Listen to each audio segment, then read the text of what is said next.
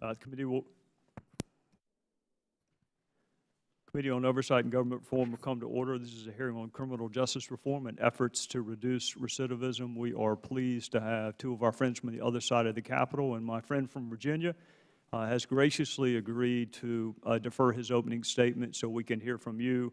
First, it is my pleasure to introduce first the senator from South Carolina, and then a gentlelady from New Jersey will introduce Senator Booker.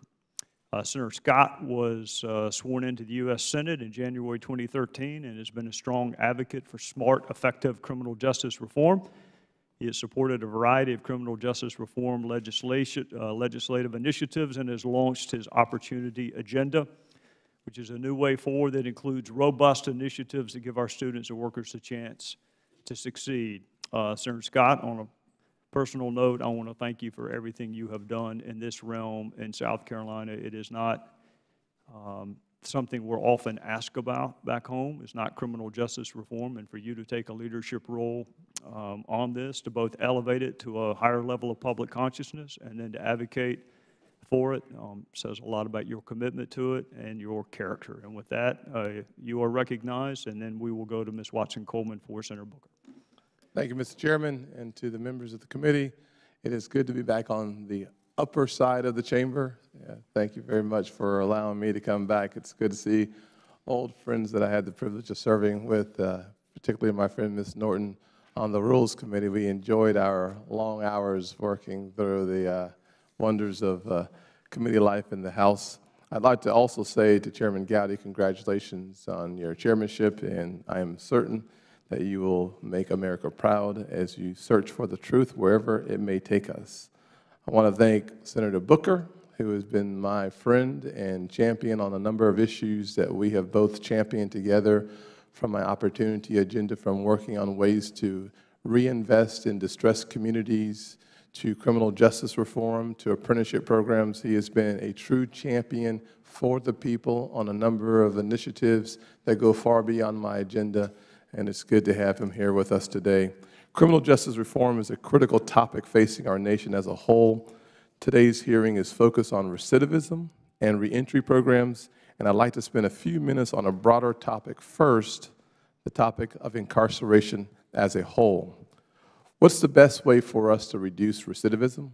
To ensure people from all walks of life and from every single community have access to opportunity. For too many, and specifically communities of color, this is simply not the case. The poverty rate among Blacks and Hispanic Americans is between 2 and 3 times higher than the majority population.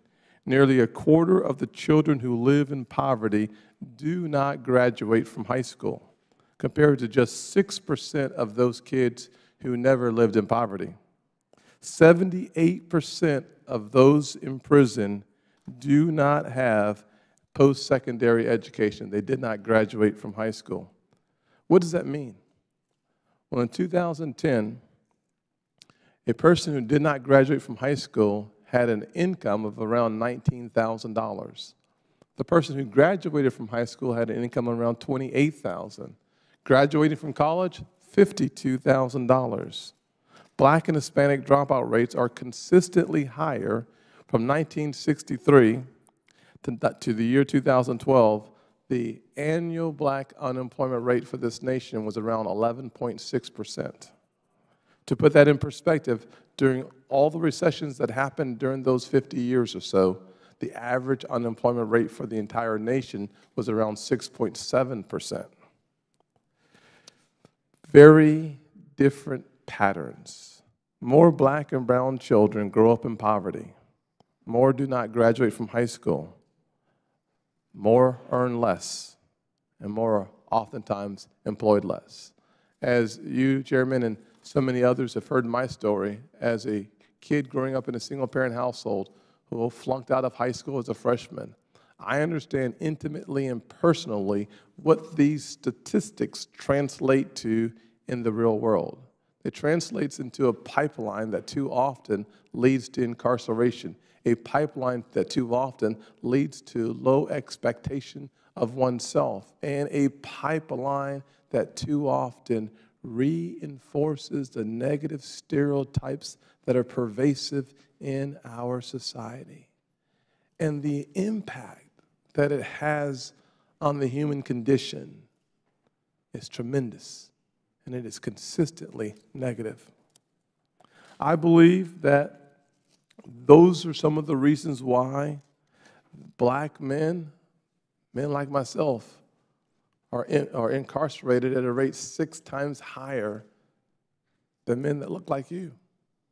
This is an epidemic that we have to wrestle with as a nation, as one American family working together to find solutions that work for everyone in every place, no matter where they started. The concept of opportunity as a solution for incarceration is something that is real, it is measurable, and it is something that I've lived, thankfully, through. While we must find ways to promote and lower recidivism rates, I want us to continue to focus on opportunity, improving our education system, encouraging entrepreneurs and small business owners to grow and invest in low-income communities. This can solve a lot of problems and specifically prevent the conversation of recidivism. I've had an opportunity to sit down with quite a few organizations to talk about reducing recidivism. I visited a few state prisons in South Carolina with Brian Sterling, who I'm happy to see, the director of our Corrections Institute, will be on the next panel. One such program I visited is called Turning Leaf, located in Charleston, South Carolina, run by Amy Bach. She has a recidivism rate of 18%, when our national average is closer to 70%. And she deals with only the most difficult inmates. Another program is called Proverbs 22:6, which works throughout both South Carolina and North Carolina to help reconnect inmates with their families. My chief of staff and I visited both Kershaw and Lee County Correctional Facilities with Proverbs 2:26 founder Cyril Prabhu. And what we experienced that day was the reconnection of inmates with their children, with a program that transforms the life of the inmate and gives him a reason to believe that the future can be different. To watch the reunification of family after we served them lunch and spent a couple of hours talking with them was one of the most moving experiences I've had in my life. And I understood why the success of the recidivism program, Proverbs 2:26, has been so powerful in the lives of these inmates. Here's a statistic that we should pay attention to, and this is why Proverbs 2:26 is so important. 82% probability for a child whose parent is in prison to end up in prison. Let me say that one more time. If a child has a parent in prison today, there is an 82% probability that that child will end up in prison. Working to reconnect families is one of the ways that we can reduce recidivism. What is the recidivism rate for the Proverbs 2:26 program? 6%. 6%. Since 2012, the number of children in the program have gone from 800% to 5,000 children whose parents are incarcerated in 10 different prisons.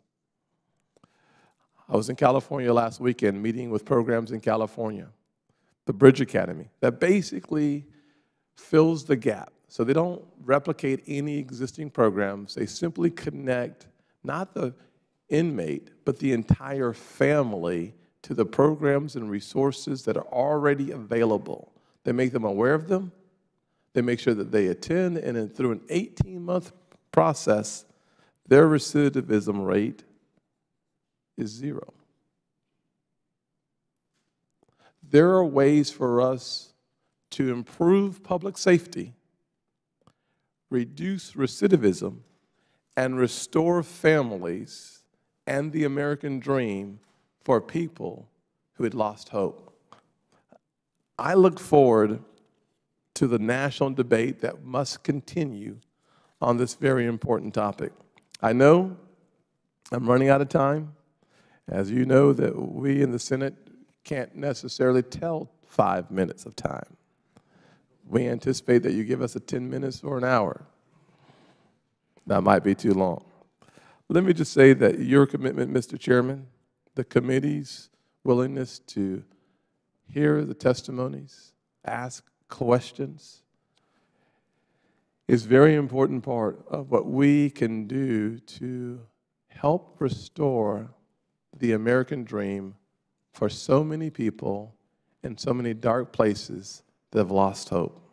I want to thank you again for holding this important hearing. My door will remain open to work with anyone from anywhere at any time to address this very important issue. Thank you, Mr. Chairman. Thank you, Senator Scott. The chair will now recognize Ms. Watson-Coleman from New Jersey to introduce our friend, Senator Booker. Thank you, Chairman, and congratulations on your appointment. I look forward to working with you in a bipartisan way on issues such as important as this. Welcome, Senator Scott. It's good to see you, and it is my pleasure today to introduce my friend and fellow New Jerseyan, Senator Cory Booker. Senator Booker was elected to the United States Senate in 2013, and since then has established himself as an ally for what's right.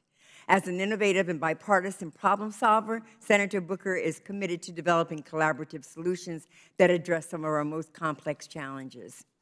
He has fought for New Jersey resources, whether it's for Superstorm Sandy victims, transportation system, or just to keep our communities safe. He has been actively engaged in the pursuit of justice and opportunity for our citizens, particularly those who have been incarcerated and for whom we expect a second chance. As a member of the state legislature, I worked with then Mayor Cory Booker on many initiatives around criminal justice reform and second chance opportunities, and I have witnessed his steadfast commitment to those issues here in the Senate. So it is a proud day for me to be able to recognize him, to welcome him to OGR, and to give him this opportunity to share his thoughts and his vision to this end. Thank you, Mr. Chairman. I yield back. Senator Booker. Mr. Chairman, please know that this is a moment for me that I could not have dreamed of, that Bonnie Watson-Coleman and I, when we were just local politicians, never imagined that she and I would be in the Capitol together, serving as congresspeople together, and it is an honor to have that privilege, and I thank you for affording me that. Mr. Gowdy, I just want to put it out there right away.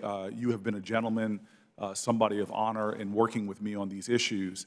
I've come to have a deep respect for you, and you're somebody who I now have on speed dial and have just been grateful for your interest in this issue and your willingness to work so hard on it. Please allow me a moment just to say my prayers are with Elijah Cummings. He is recovering, I know. There is no physical ailment that is tougher than he is, and I look forward to seeing him back in the chair. But Mr. Connolly, I'm grateful that you are standing in his place. I want this committee to know about my personal experiences. I grew up in an incredibly nice town in northern New Jersey suburbs as a result of blacks and whites, Republicans and Democrats, who actually came together and fought for my family to be the first black family to move in the town. We had to get a sting operation and have two white people pose as my parents after they were told the house was sold to actually get the house. On the day of the closing, the white couple didn't show up. My father did, and a volunteer lawyer named Marty Friedman, the real estate agent, attacked my father's lawyer, sicked a dog on my dad. After a whole bunch of legal rigmarole, we were able to get access to this town and become, as my father affectionately called us, the four raisins in a tub of sweet vanilla ice cream. I grew up in this town, a town of affluence, this town of incredible opportunity, incredible public schools till I was 18 years old. went off to Stanford University, Oxford University, Yale University, to the point where my father's frustration told me, boy, you got more degrees in the month of July, but you ain't hot. You got to do something for your country. And I made a decision at that point to move, really following the calling of a great American prophet. Some of you might have studied him in graduate school, named Chris Rock. And I moved onto the south end of Martin Luther King Boulevard. Chris Rock says, why is it often the most violent streets in many cities? It's named for the man that stood for nonviolence. Martin Luther King Boulevard in Newark actually is a great testimony to King. Even in the 1990s when I first moved there, was some of the greatest educational institutions New Jersey has, but the south end of that street was in a very difficult shape. It's been 20+ years. I still live in that neighborhood. I've got 99 colleagues. Sounds like the beginning of a rap song, but I've got 99 colleagues. And I'll tell you this, I might be the only one that lives in a community that's below the poverty line. Median income is $14,000 per household. It's a black, mostly black, majority black and Latino inner city. And I sit here with passion to the folks before me to let you know that I have witnessed this country's failure to live up to its promise that's written on the Supreme Court wall that says equal justice under law. I have seen with my own eyes, experienced my own friends. There is no difference in America between blacks and whites, in Latinos and Asians in drug use. No difference whatsoever. When I was at Stanford's campus, there was a whole lot of drug use going on. But the drug laws in this country are enforced disproportionately against people of color. If you're black in America, you're almost 4 times more likely to be arrested for using marijuana, for using more serious drugs, or for dealing it. And I say this in the beginning of my remarks to make this understanding that there is something seriously wrong in this country, that we have gone so far off the rails that we have defined ourselves as the greatest civilization in all of humanity for locking up its own people, disproportionately for nonviolent drug crimes, often for crimes that 2 of the last 3 presidents admitted to doing. Remember, they didn't talk about just some marijuana usage. It was felony drug use and drug possession. And what hurts me is that while we as a nation were disinvesting in our infrastructure, remember, we inherited from our grandparents the greatest infrastructure on the planet Earth.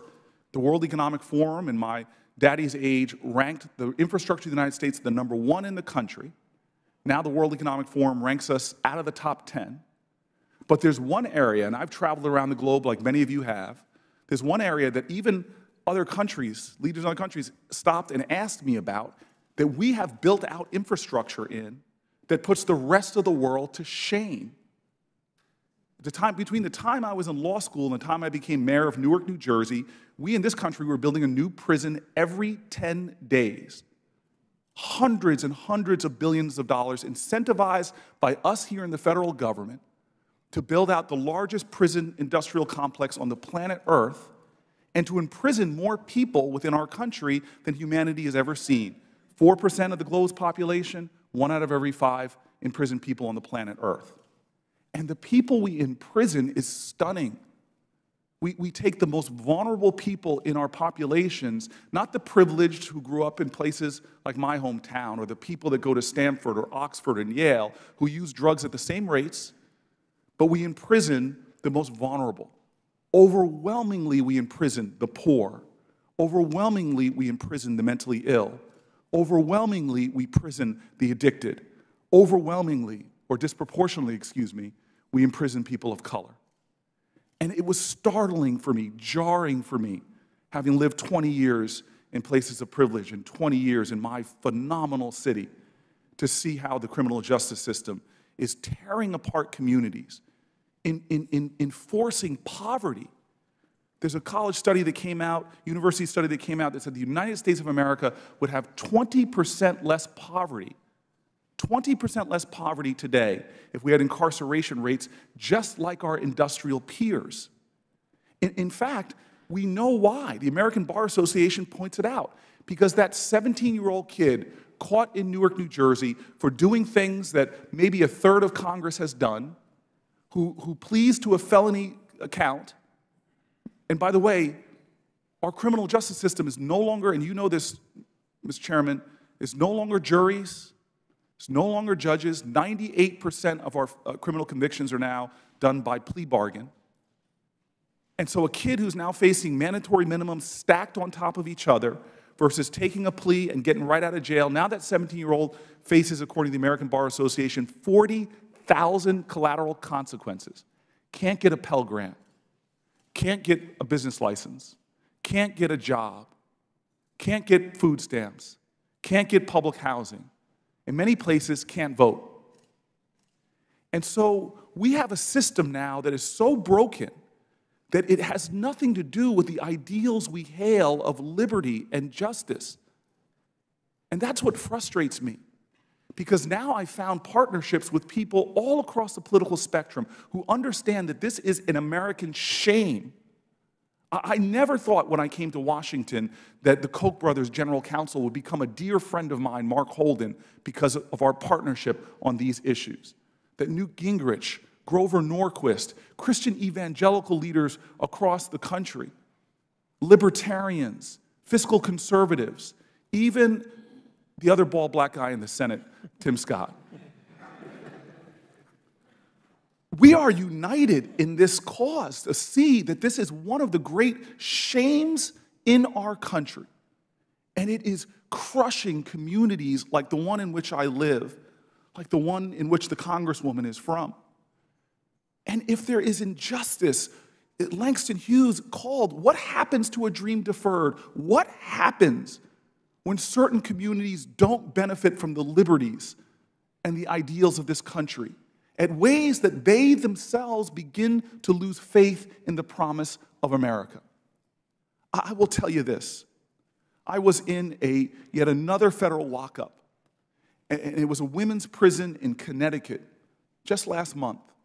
And I walked in and I asked the warden, this strong, great leader, I asked her, what percentage of the women in this prison have been victims of sexual trauma, of sexual assault, of violence?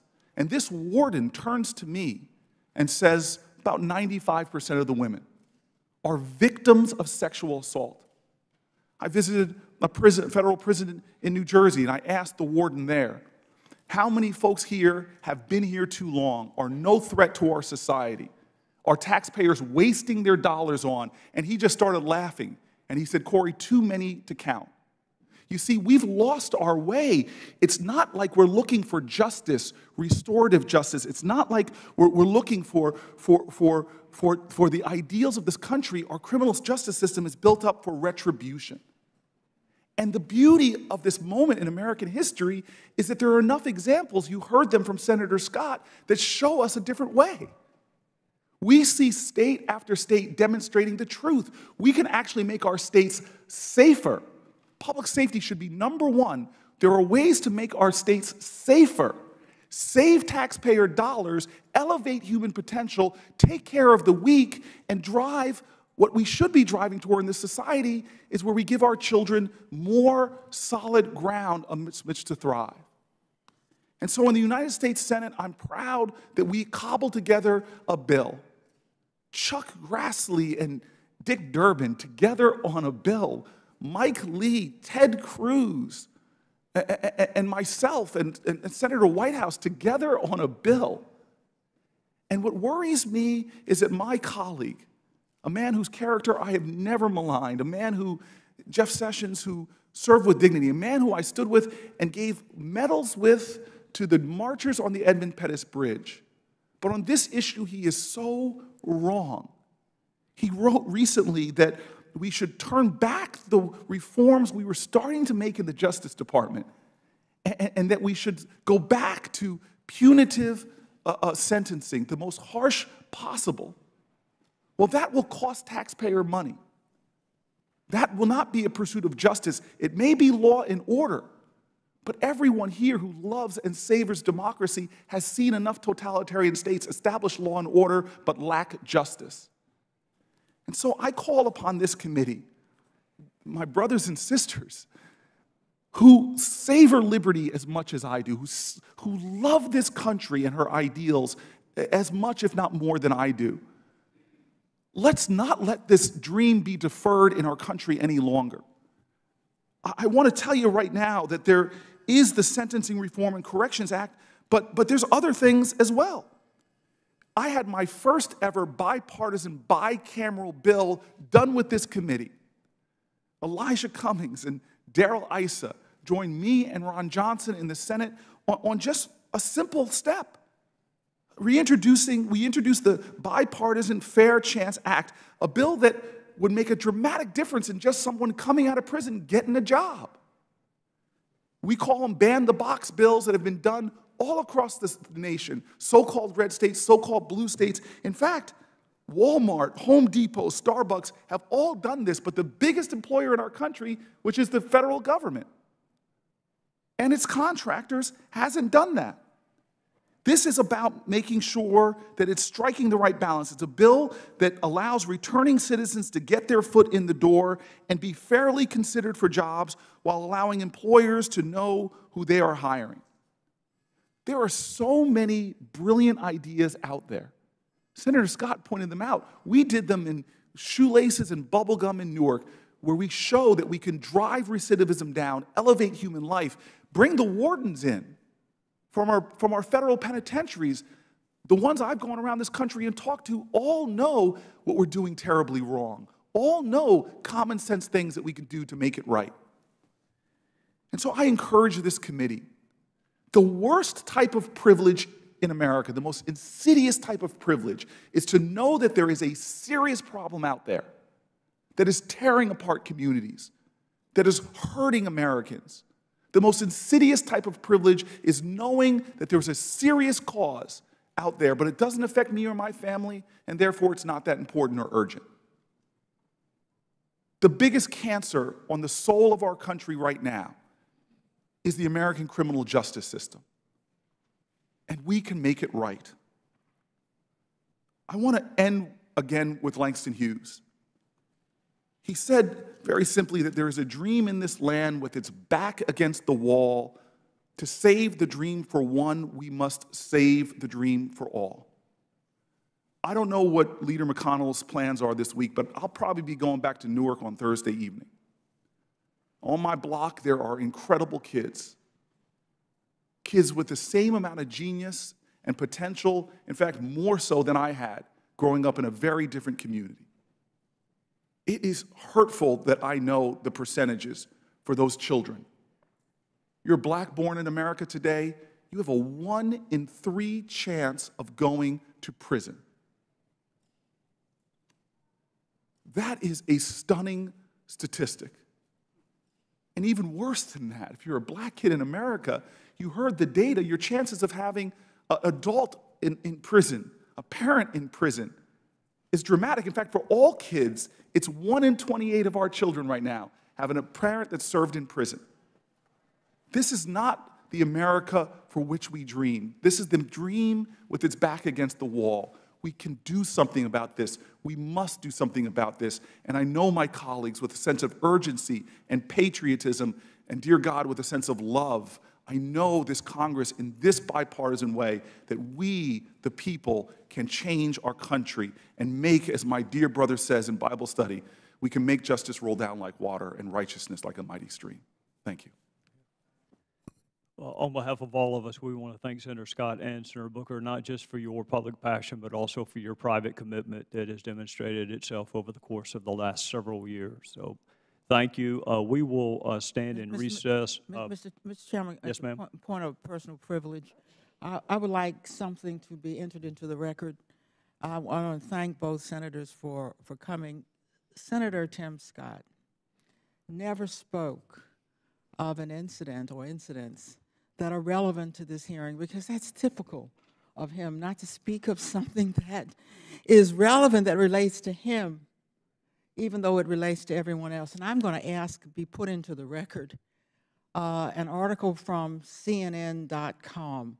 Black senator describes facing unfair scrutiny by police, where Senator Tim Scott did something that he said was the most difficult when he gave a speech, because it was the most personal. He described how he had been stopped 7 times by law enforcement here, I believe, in the district. But the, on Capitol Hill, it was my friend who brought this article, my friend, Mr. Clay, who brought this to my attention. He said, but the vast majority of the time, I was pulled over for nothing more than driving a new car in the wrong neighborhood or some other reason just as trivial. Mr. Scott has been pulled over for stealing the car or accused of stealing the car he was driving in. He described the plight of a former staffer who sold his, quote, nice car because he was so tired of being targeted by suspicious police. In the same speech on the Senate floor, Senator Scott praised the police for the dangerous lives they lived and complimented him on the work they do. That is the kind of man Senator Tim Scott is, and I thought that, and I asked that that be put into the record. Without objection, and obviously I agree with everything you said, Ms. Holmes-Norton. I think he's planning on including that in his memoir, and so he was hoping that you would buy the book and read those stories as opposed to doing it in a newspaper article. Mr. Chairman? Yes, sir. I just want to thank our 2 witnesses. I have not heard more eloquent statements, and they're bipartisan, about our criminal justice system and its many failures and the consequences in human lives and the scar in our country. And I want to thank you both, because I think it was a great way to begin this hearing. Thank you. I thank the gentleman from Virginia. They called votes. Thank both of you. We'll be in recess subject to the call of the chair.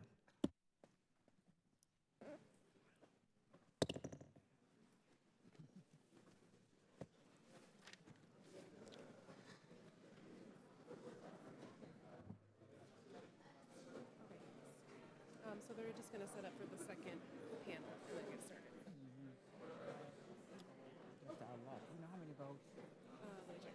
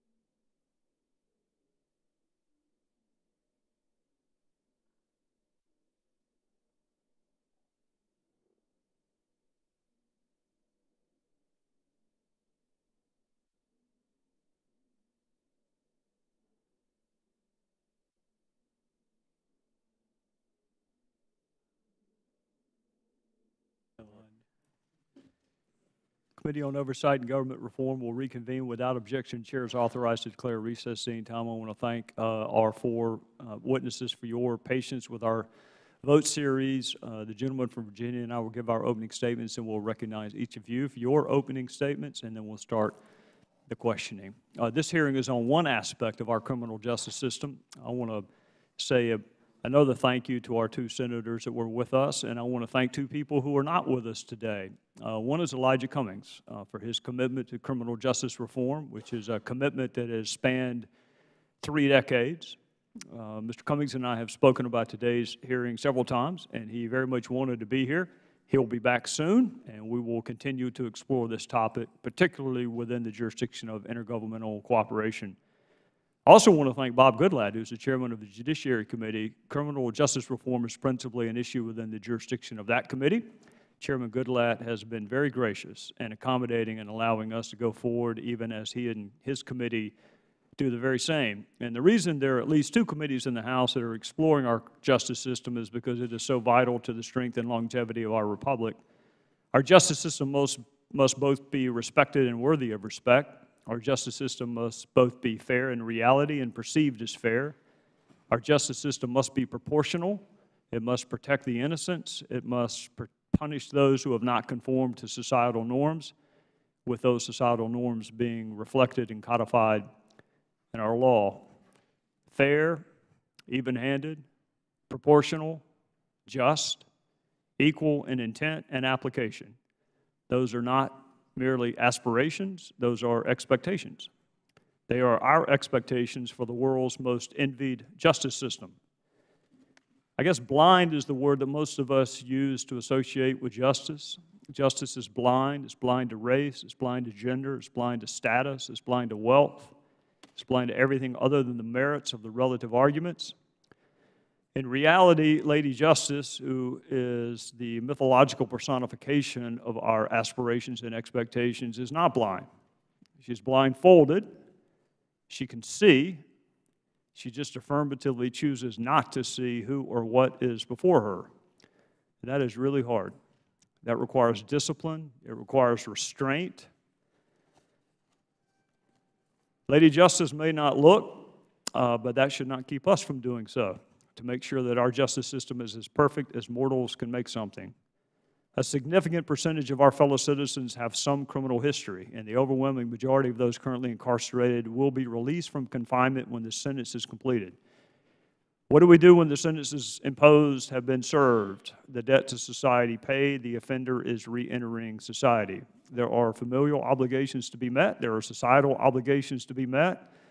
There may well be restitution owed to the victims of previous conduct. And what we owe most to victims is to lower the chance that they will be victims again. It is in all of our interest these reentries be successful. It is in all of our interest these transitions back into society are successful. And those leaving incarceration for reentry will often find society has changed, sometimes dramatically. There will be educational deficits and skills deficits in addition to the challenge of overcoming the stigma of a conviction. Our penal system has several aspects to it. There's a punishment aspect, there's a separation from society aspect, there's also a rehabilitation aspect, a restoration, if you will, a correction. We ask the prisons at both the state and federal level to do a lot of things, and as I tell one of our witnesses, who is my friend, and he is the director of the Department of Corrections in South Carolina, Brian Sterling, he has the hardest job in all of law enforcement. Keep those confined who are supposed to be confined, protect the safety of the women and men working in the prisons, protect the safety of other inmates, provide health care, meals, and make sure those incarcerated are ready for reentry. And oh, by the way, you'll only make the news if something goes wrong or if there's an escape. Today is not about what's gone wrong or escapes. It's about hearing what works with respect to reentry, and it's about hearing how we can best serve the broader society by lowering recidivism. The lower the recidivism rate, the fewer the victims there are. The lower the recidivism rate, the lower the cost to society. Tim Scott's not with us right now, but I want to say what I said about him earlier. It is not easy to talk about criminal justice reform back home. We are frankly not asked about it a lot. So for him, it is a dual challenge of both elevating an issue to the level of public consciousness and then addressing the merits in a respectful way. It takes courage to do that, and that we're lucky that Tim has that in abundance. And I want to say this on behalf of Senator Booker, who was with us earlier. He not only talks about criminal justice reform and open congressional hearings, he talks about it at corner tables of restaurants with no one else around. He talks about it in private conversations when there's no attention to be had. And he even talks about it with people with whom he may not agree on any other issue, which demonstrates a level of commitment that is necessary to effectuate change. There's nothing more disheartening than to hear our fellow citizens express distrust or disrespect for our justice system. When all the other institutions of society are challenged, the justice system should be the one that we can run to. To paraphrase from an old hymn, the ground at the foot of the courthouse is level. We should have confidence in the justice process from the moment we enter the courthouse until the debt is paid and the correction is complete. I look forward to hearing from our witnesses today on how we can help those re-entering society, what works, what doesn't work, and how we can bolster confidence in this realm of our justice system. And with that, I would recognize my friend from Virginia. Thank you, Mr. Chairman. First of all, let me congratulate you and welcome you in your debut as our new chairman. I think, speaking for all of the Democrats, we look forward to working with you and trying to find common ground as much as we can. Parenthetically, let me make a note, however. House Rule 10, Clause 4, authorizes this committee to, quote, at any time to conduct investigations on any matter without regard to the jurisdiction of another standing committee. Under the Obama administration, God knows this committee never hesitated to exercise this broad authority. From Operation Fast and Furious to Benghazi, by the way, we even sent the retiring chairman to Libya on the Benghazi investigation by this committee, the IRS, or Secretary Clinton's emails. We conducted these investigations while there were parallel ongoing criminal investigations in some cases, and when other committees had full-blown investigations or overlapping jurisdictional authority.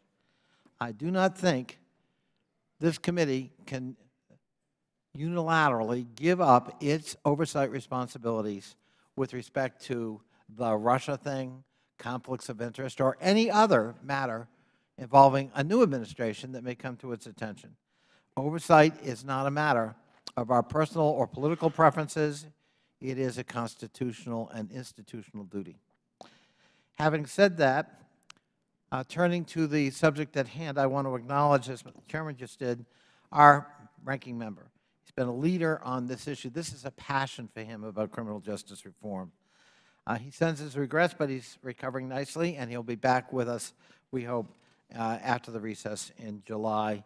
And the Chairman was gracious enough to schedule a second hearing, which would then allow Ranking Member Cummings, obviously, to participate.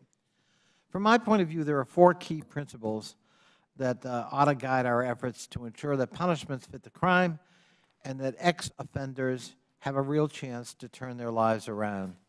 First, as Ranking Member Cummings has written, we must acknowledge, quote, that each person's ability to be self-sufficient in a law-abiding way is a core pillar of public safety. Expanded educational and economic opportunity will make us not only more prosperous, but safer as a society, unquote.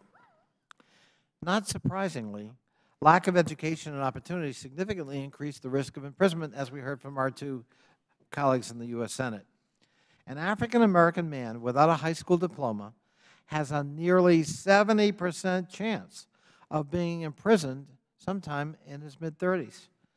In some states, more is being spent on prisons than in higher education. The President's 2018 budget initiates a unilateral retreat on public funding for education, unfortunately. It cuts the Department of Education by $9.2 billion, or 14%. It eliminates teacher instruction grants, enrichment and remediation programs that provide extended learning time, the public student loan forgiveness program, which helps our teachers, firefighters, and public servants repay student loans, raids the Pell Grant program, and ends federally subsidized student loans. These cuts will hurt our ability to fight crime by creating economic and educational opportunities.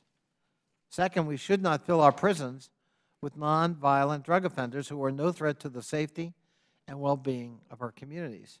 When mandatory minimum sentences force judges to sentence nonviolent offenders, in some cases for decades, they not only lose their lives, their children and communities bear devastating loss as well. And we heard that kind of testimony from our two colleagues in the Senate earlier.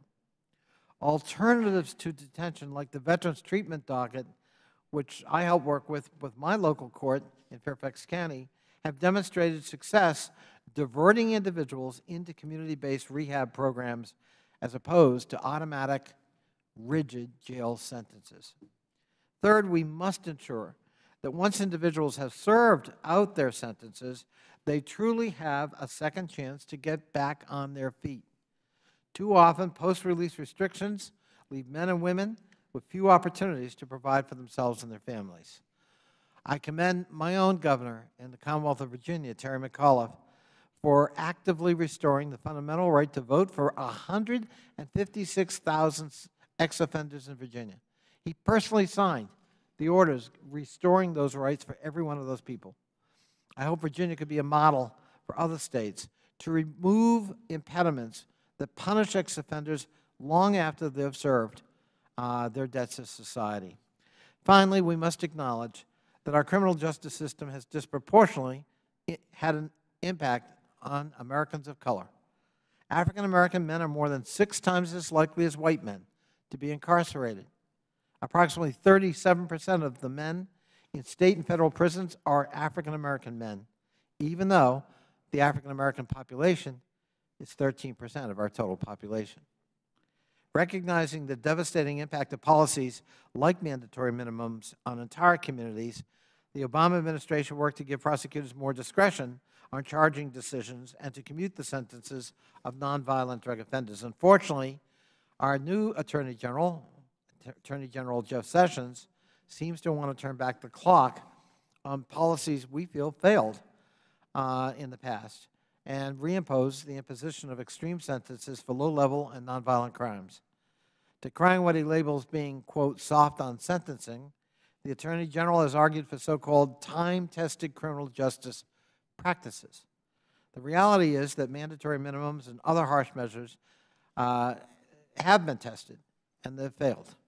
The Trump administration's budget would also slash the Bureau of Prisons, ironically, by $1 billion, exacerbating overcrowding, eliminating nearly 2,000 prison guards and 6,000 administrative staff, which I think could jeopardize the physical safety of both guards and inmates.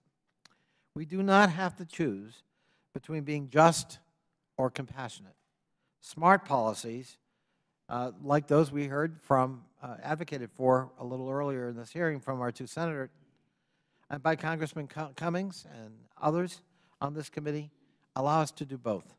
We can take immediate positive steps for exactly that kind of bipartisan reform. Ranking Member Cummings and Congressman Issa of our committee have a bipartisan bicameral bill called the Fair Chance Act that's within the committee's jurisdiction, and I hope we could mark up at a near-time term at one of the markups planned by our new chairman. Mr. Chairman, I want to thank you for considering the request. I look forward to hearing from our witnesses today and look forward to cooperating with you on this very important topic. The gentleman from Virginia yields back. We'll hold the record open for 5 legislative days for any members who would like to submit a written statement.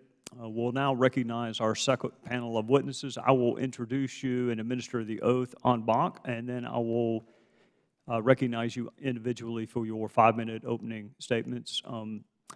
We are pleased to welcome Mr. Brian Sterling, who is the Director of South Carolina Department of Corrections, Pastor Omar Jawah, if I mispronounce anyone's name, forgive me, founder and CEO of Urban Specialists, Mr. William McGahan, Chairman of Georgia Works, and the Honorable Alexander Williams, Jr., former United States District Court Judge for the District of Maryland and currently at the Center for Education, Justice, and Ethics at the University of Maryland. I would ask all of you to please rise and let me administer an oath pursuant to committee rules.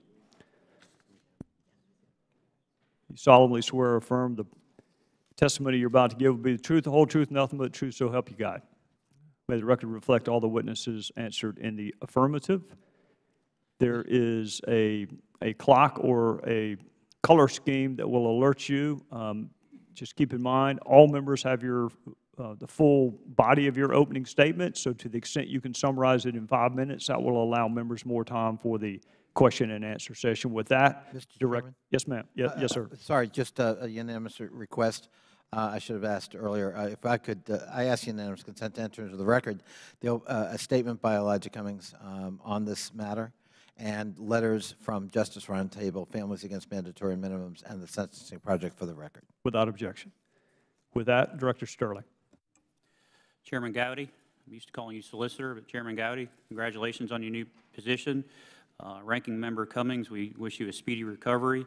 Other distinguished members, Mr. Lynch, my grandmother was actually born and raised for a time in Southie on Den Street, so a lot of my family members are still your constituents to this day. Thank you all for this opportunity and your interest in criminal justice reform. As someone who has spent close to a decade in this arena, first as a Deputy Attorney General for the state of South Carolina, and now as going on 3.5 years as the Director of South Carolina Department of Corrections, is encouraging that Congress is focused on improving outcomes in our criminal justice system. I'd like to recognize 2 people that are with me today. First of all, behind me is Sandy Barrett. She is in charge of programs and services, a lot of the recidivism things. And then I've got Warden Nina Staley of Manning Correctional. I'm going to talk about her program in a little bit. Warden Staley is also, to brag a little bit, Representative Duncan earlier talked about Clemson's national championship, so I want to talk about South Carolina's a little bit. She is sister-in-law with Dawn Staley, who is the national championship women's basketball coach at USC. So, I'd like to also recognize Mike McCall. He's been a warden at several of our prisons around the state, at Perry and at Lee and other places. He's done some great work with recidivism. But really, I want to recognize all the correctional officers and staff from around the country, from in South Carolina and around this nation, who work really hard every day in very difficult environments, very underappreciated, very stressful, in my state, very understaffed, to keep us safe at night and also to rehabilitate. I'd like to give a quick overview of the South Carolina prison system. As of Monday, we had 20,256 folks incarcerated. 3,404 of those folks were mentally ill. That's 17% of our population. I'm going to get back to the mentally ill in a little bit. That number is the lowest since 1997. I know there are some folks from Pew here, and Senator Malloy in South Carolina and others on the Sentencing Reform Committee are responsible for that work. Representative Sanford actually signed that into law in 2010. 2016, we admitted 8,798 offenders. We're down 30% from 2010. Our recidivism rate is almost at an all-time low of 23.1%. We've closed 6 prisons, and Pew has estimated that we've had a cost avoidance of $491 billion. We moved from 11th in incarceration per 100,000 to 20th. Our crime rate is down. A lot of the work that's gone into this has been done by Pew, Senator Malloy, Governor Sanford, and innovative programs that we have. Now, I will say this, Justice Brandeis did write at one time that states are the laboratories for democracy. So some of the things I'm going to say here may translate to the federal system, and they may not. That will be up to the committee to look at in the future. One thing I always say, I look at it, is 85 and you. 85% of the folks who are incarcerated serve under 5 years. So you have a choice. We have a choice as a state. I want you to think of a loved one, a family member. Who do you want sitting next to them at the coffee shop? Who do you want sitting next to them in church? Who do you want sitting next to them at school? Someone that's been warehoused for 3 to 5 years, been fed 3 times a day, been given constitutionally adequate medical care? Or do you want someone that's been connected to their family, gotten mental health treatment, have the skills, have a job, and know how to deal with anger issues and know how to perform as a citizen? That's a choice we have as a state. That's a choice we made in South Carolina, and I think you're seeing the results of it now. A couple of programs. We do CIU, Columbia International University, Associate of Arts degree. We have Northeastern Tech. We have a lot of jobs coming to South Carolina. 4.1% unemployment rate, which makes it difficult to hire correctional officers, but it makes it really easy to get folks hired. SC Thrive, we try to hook people up with services when they leave. One of the things Governor Haley and Director Cheryl Stanton of DO said to me was, these folks are coming out, we need to get them jobs. Jobs agency corrections, 900 people a month are leaving. So now our program at DO, and I texted this to Chairman Gowdy earlier, people that go through that program, 75%, and this is after 18 months, are still employed. It teaches employability skills, how to write a resume, how to explain incarceration, federal bonding, federal tax credits. Also, we have the Second Chance program where everybody that leaves Department of Corrections under DO is signed up. They know where their services are. They know where their office is.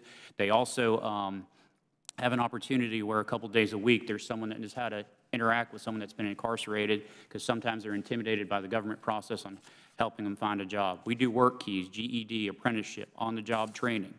The YOA program, and I'll be quick on this one because I see I'm out of time, 17 to 25-year-olds, 50% were coming back to prison, 50%. It was a failure.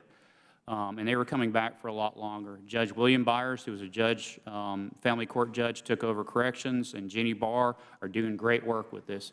This recidivism rate right now, they're held to a standard, is 22%. They have a mentor. It's not someone that's there to take them to prison. That's what law enforcement is for.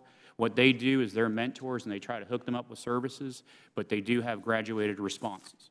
One quick story, and I will leave on this. Note, we had one young man who kept on getting in trouble. One of the requirements of the YOA program is to have a job. So we took him down to fill out an application, and we thought he had a literacy problem. We thought he couldn't read. Well, he couldn't read because he couldn't see the paper. So we took him to a free clinic, we got him glasses, and we will never see him again. And he kept on getting in trouble because he couldn't read. I'm happy to answer any questions, and I want to thank Governor Haley and Governor McMaster for the support they've given us. Governor Haley had visited 3 or 4 prisons while she was there and really was about workforce development, and she knew that these folks were getting out and that they needed the services when they left. Thank you very much, Mr. Chairman, committee members. Thank you, Director. Pastor Giroir. First, let me say thank you to Chairman Gowdy and to these representatives for having this great committee and for allowing us to testify to give voice to the work that we do. I do want to say and start that my son, Omar Jawa II, is here, and one of our great workers, urban specialist, Minister Edward Laredo. I'm saying this to my son so when he brags on me, he can be accurate that I did acknowledge him when I was in Congress. So 20 years ago, I stood before a similar committee that was headed by then Chairman Henry Hyde and John Conyers about the effective ways in deterring a child from becoming involved in criminal activity. And what we said then was that it's necessary to pursue the core of the problem. There were a number of variables that we said were the root of youth crime. Back then, it was economic disparity, cultural insensitivity, and the lack of moral identity. But concerning intervention and reformation, I warned against using a blanket solution that isolates each category of dysfunction. An effective solution to crime requires a holistic approach and one that treats the entire individual, and in turn, the larger family, and then the community. And today, we're attempting to cure the poisonous fruit that grew from that untreated root. 20 years later, these high-risk youth have become ex-offenders trying to raise families and reintegrate into a damaged society. The solution to the lack of production as citizens cannot be merely punitive, as we have been talking about, and I'm so glad that you understand it. Again, it must be holistic. We must walk people getting out of prison through the process of redemption and lead them into productive citizenship. We attempt to train, and we use what we call urban specialists to intentionally dive deep into the lives of these to transform the fundamental values that are guiding destructive behavior and degrading urban culture and greatly limiting their potential. We train and empower organizations, businesses, and individuals to collaboratively operate in the community, stimulating the economy and uplifting their personal spirits. Collectively, we can help each other economically, socially, and spiritually. And in turn, we create change together to build a greater and stronger community. We use what we call a 3I model, and I would explain it if there are any questions about our model. And that model we use to empower organizations, businesses, politicians, and citizens so we can transform the urban culture. In the urban specialists, we use this common approach to invade the culture. We are intrusive in our action, and we build up strong community institutions. And I'm personally committed to advancing the cause of the voiceless who suffer silently and attempt to become productive citizens of this great country. If there are ways that we can collectively ensure a better process and a better outcome, the urban specialist group is ready to serve. I want to say personally that I was the first gang specialist hired by the state of Texas. So for many years, I was working inside the prisons, and my job was to negotiate peace in prisons with men who were violent. And what I realized is that most of these men were not violent perpetually. They were violent as a response to what they felt was a violation. And my job was to create civility in their mind so that their behavior could follow where their heart was going. But unfortunately, many of these men who I knew had transformed inside the prison, once they walked out, they had to go into a community that was not prepared for their transformation. So in order for them to be released from prison, they had to tell the guards that they had changed. But in order for them to go back to the neighborhoods, they had to tell the neighborhood citizens that they were the same. So it was a dichotomy of a lifestyle. So what we decided to do was go into those neighborhoods and say, who is it that can lead these young people back to their civility? And normally it was those who you did not know. It was some people who were former OGs and former gang leaders and former prisoners and grandmothers and other teachers and pastors who were an informal coalition to help transform urban culture. So what we want to do is provide as much pressure as we can and as much opportunity as we can so that those who really want to be citizens don't feel like they are perpetually left out because of a mistake or because of environmental choice. Some people do what they do because they know no other choice, but we want to give them those choices through the efforts that we do. So thank you for allowing us to be a part of this solution, and if we can offer any help, we are absolutely poised to do so. Thank you. Thank you, Pastor. Mr. McGahan. Thank you, Chairman Gowdy and Ranking Member Connolly. My name is Bill McGann. I'm the founder and chairman of a nonprofit called Georgia Works. I'm a graduate of the University of Virginia, and I'm married to a woman for 26 years who's a graduate of Socastee High School, South Carolina. Georgia Works helps formerly incarcerated and homeless men become productive citizens. And since our founding in 2013, we have helped 316 men get jobs, remain clean, and get an apartment, and virtually all have not returned to prison. We have an additional 170 men in the program today, and they're all working toward full-time employment. About 70% of our participants are felons. When a man comes into our program, our voluntary program, we ask him to do three things: to be clean of alcohol and drugs, and we test when they come in and throughout the program, to not to take handouts from the government or anyone else, and to work. And over 6 to 12 months, we work with each of our clients on their obstacles to employment: the lack of a driver's license, wage garnishments, criminal history, a lack of a high school diploma, past due fines, a lack of a bank account, just to name a few. But more importantly, we work with each client on the underlying cause of their problems, which is typically an addiction or a psychological problem. Each person is assigned to a case manager who they meet with daily, and we have in-house meetings on NA, GED classes, one-on-one counseling, anger management classes, healthcare and financial planning courses, among others. The key thing that makes us different from other organizations is that we run a staffing business within Georgia Works. We contract directly with 30 to 40 businesses around Atlanta for their labor, and over 100 of our men every day go to work for these employers while they're living at our facility.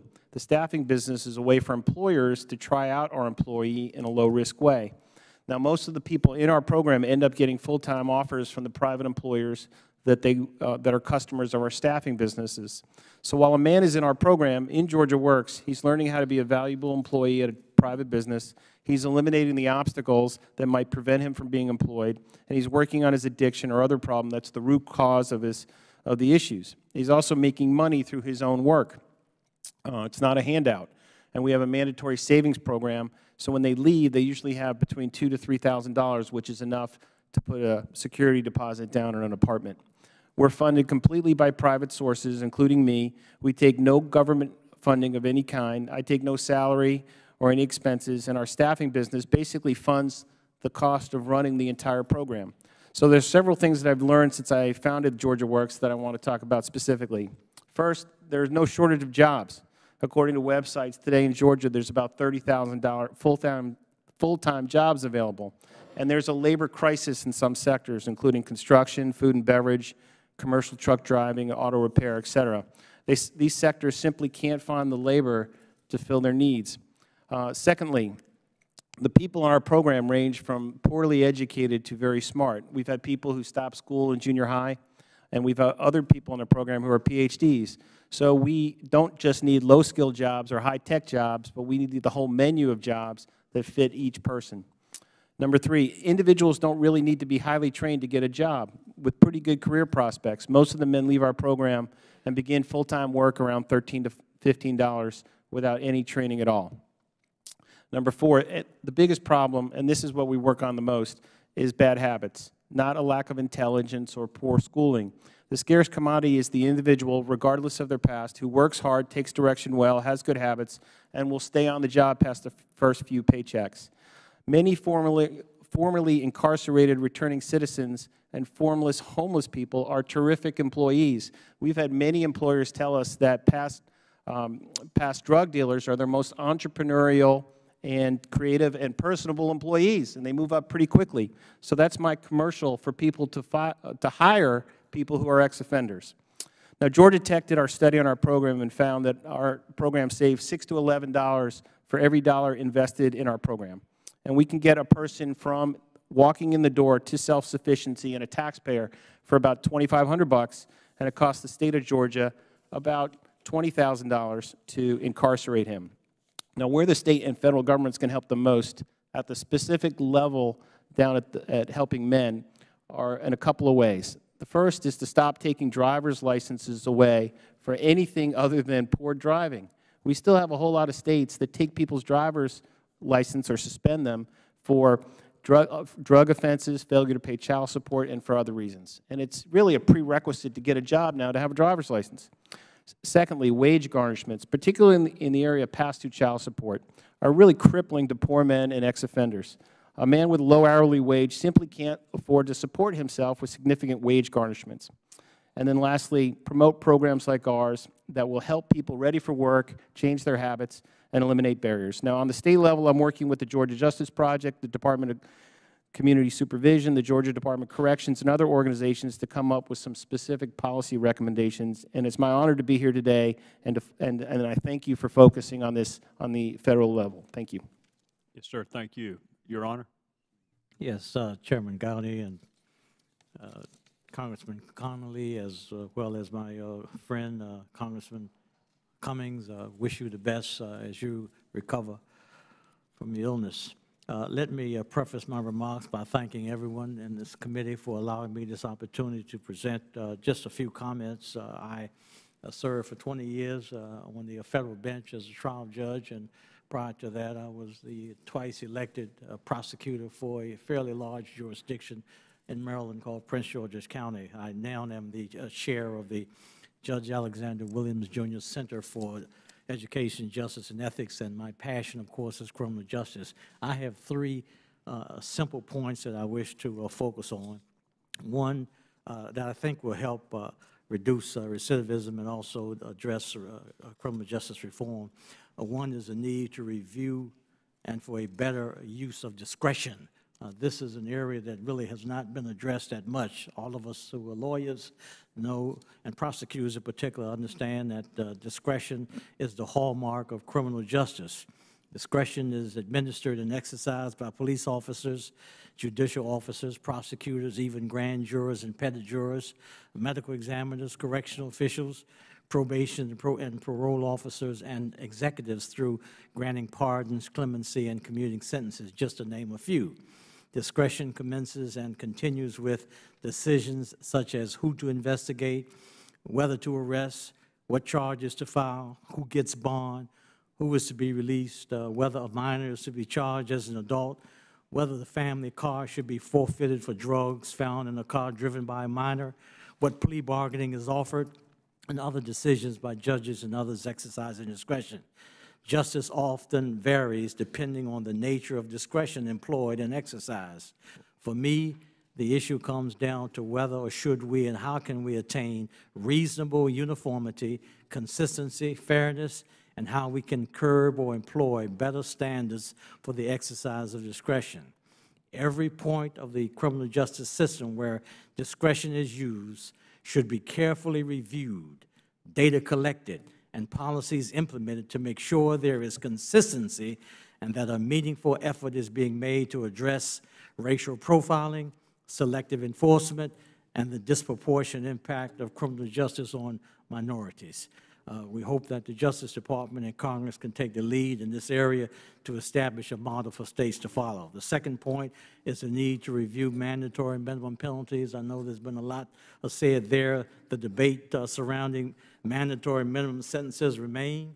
While there are plausible arguments that repeated drug traffickers and those running criminal organizations and enterprises, and certainly some violent offenders and white-collar and identity fraud crimes, certainly they warrant stiff and substantial sentences in order to deter, protect the community, and limit recidivism. However, studies have revealed that Comprehensive Crime Control Act and the Career Offender Statute and enhancement statutes, unfortunately, too often single out low-level drug offenders and disproportionately affect racial minorities.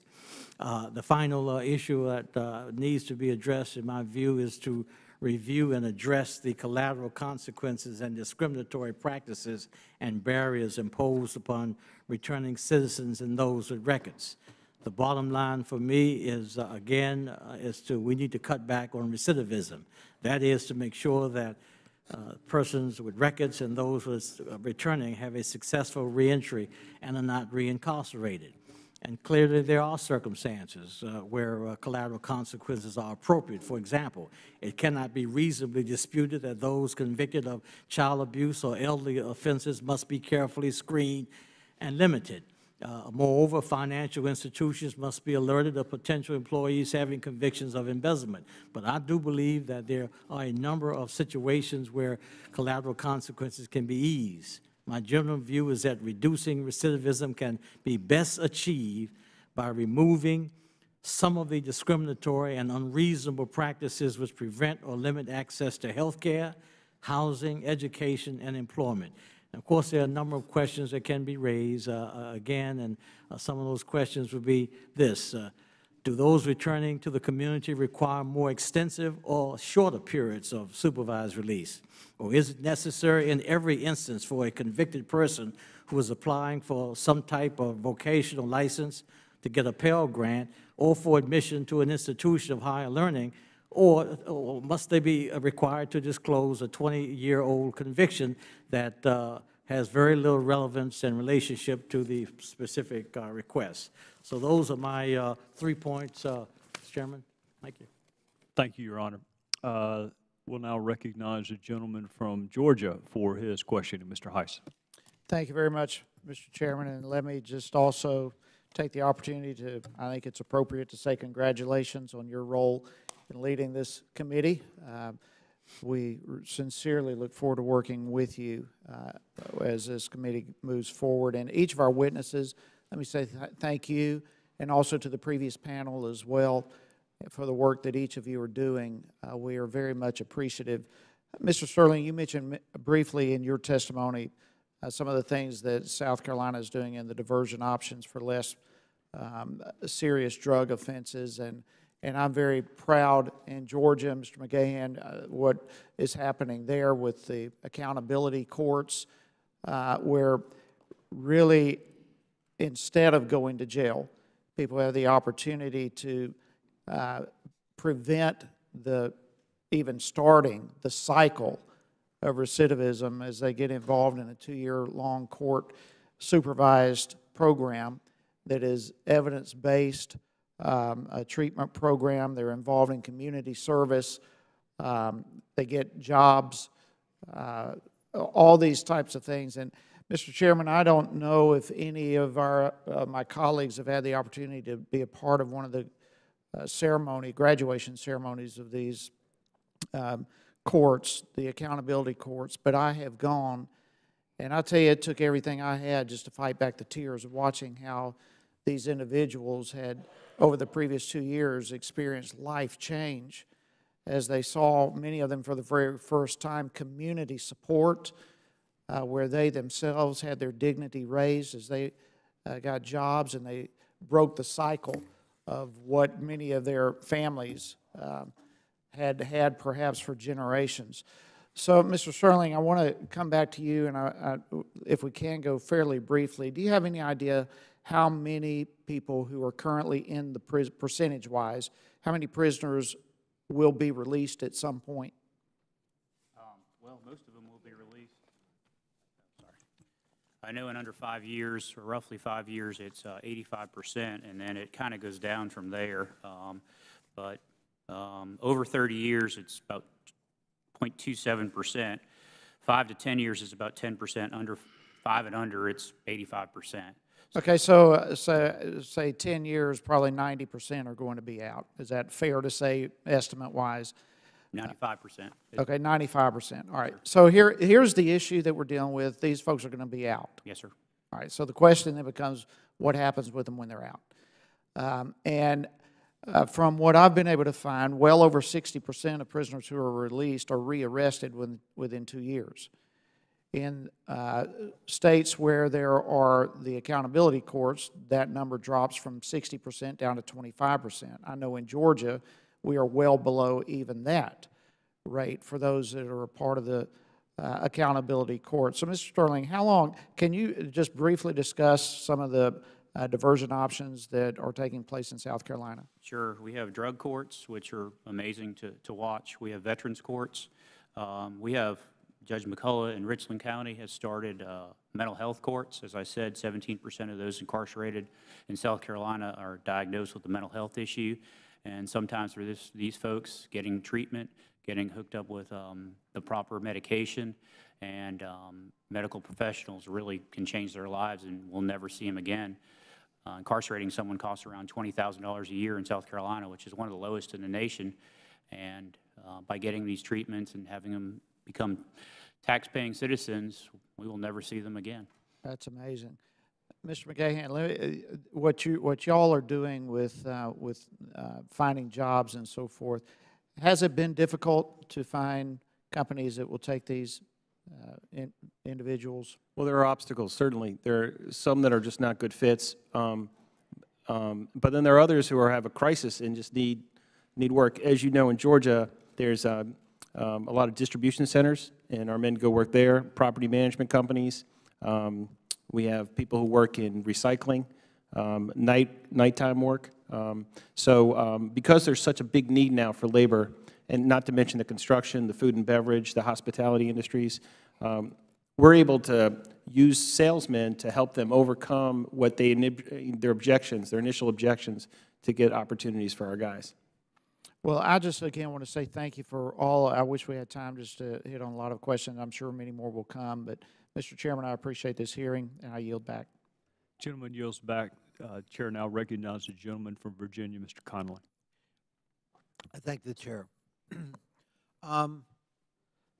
Last month, Senator Rand Paul wrote an op-ed entitled "Sessions Sentencing Plan Would Ruin Lives," in response to the Attorney General's directive instructing prosecutors to pursue, quote, "the most substantial guideline sentencing, including mandatory minimum sentences for nonviolent drug crimes."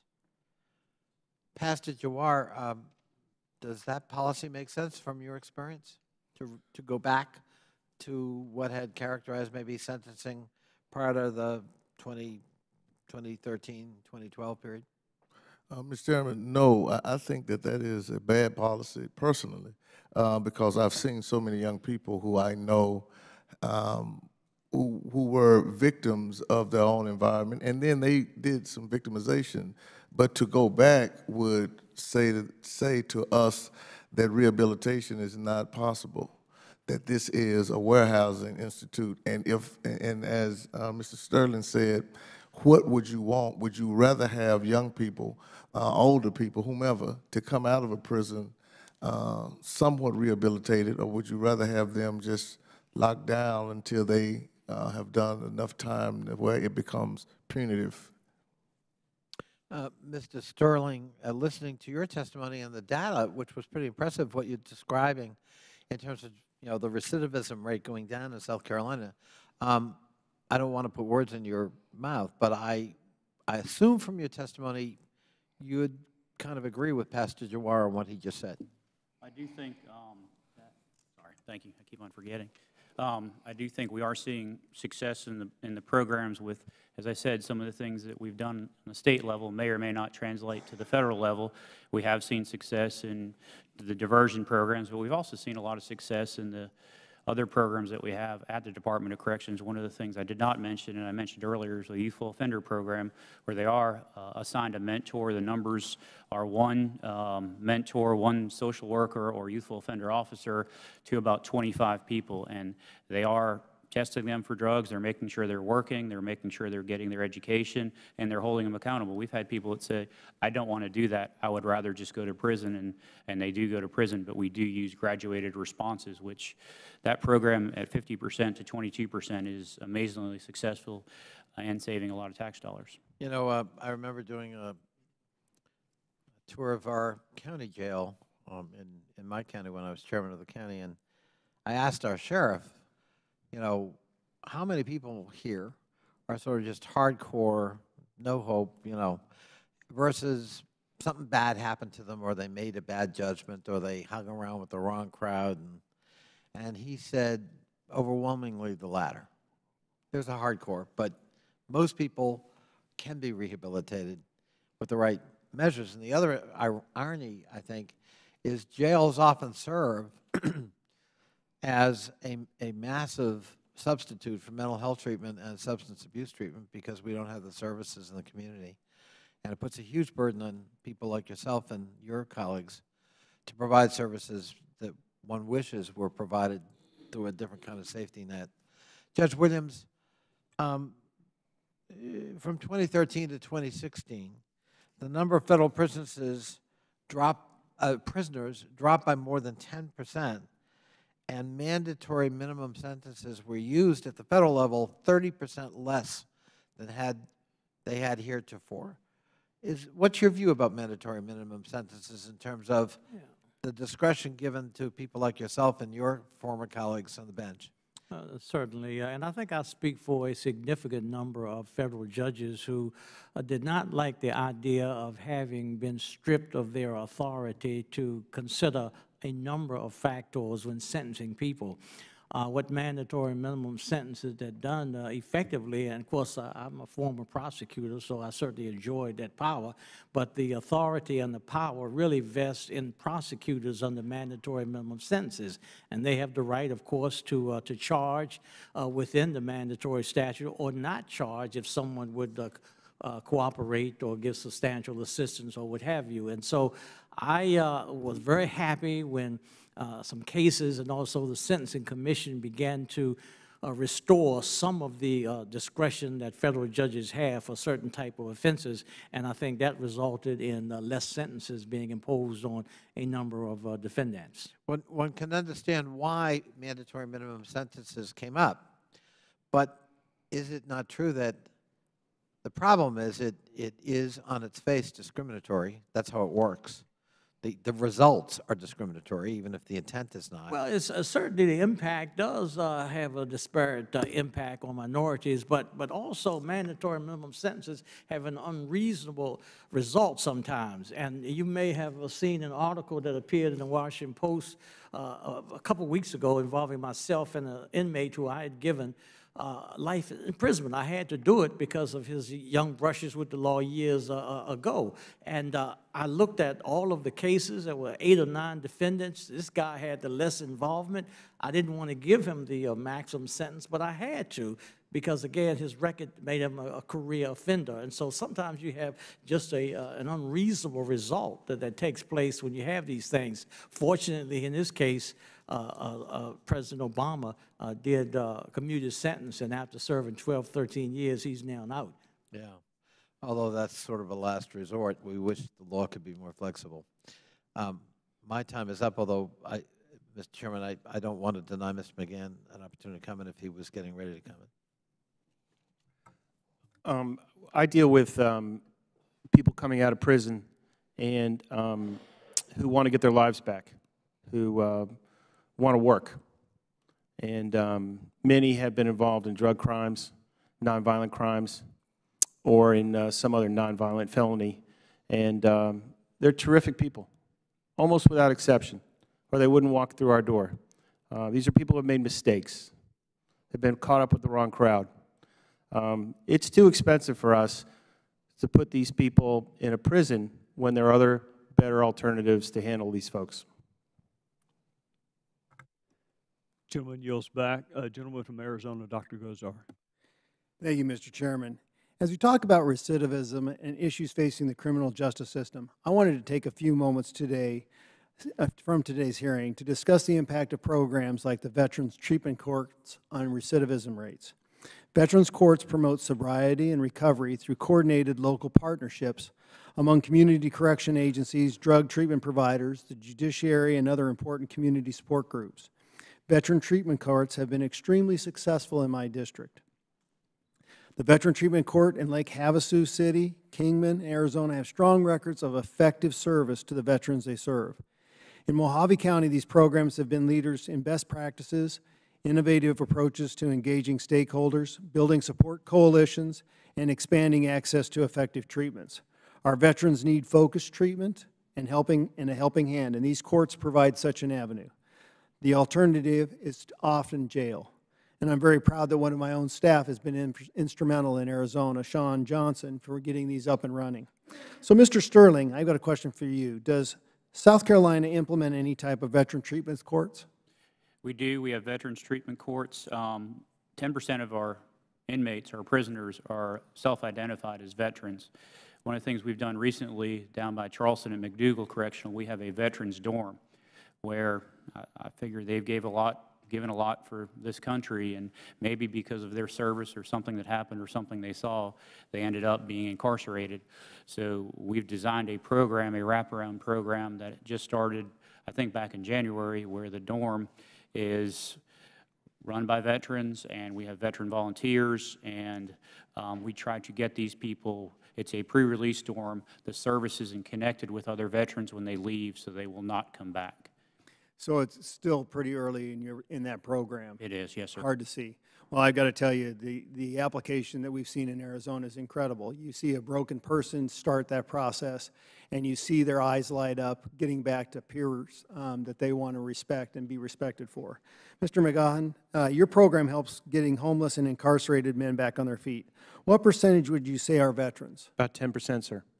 Do you find that they have more specific needs than others than your program? They do. They have unique challenges and sometimes require more mental health and counseling than other people in our program.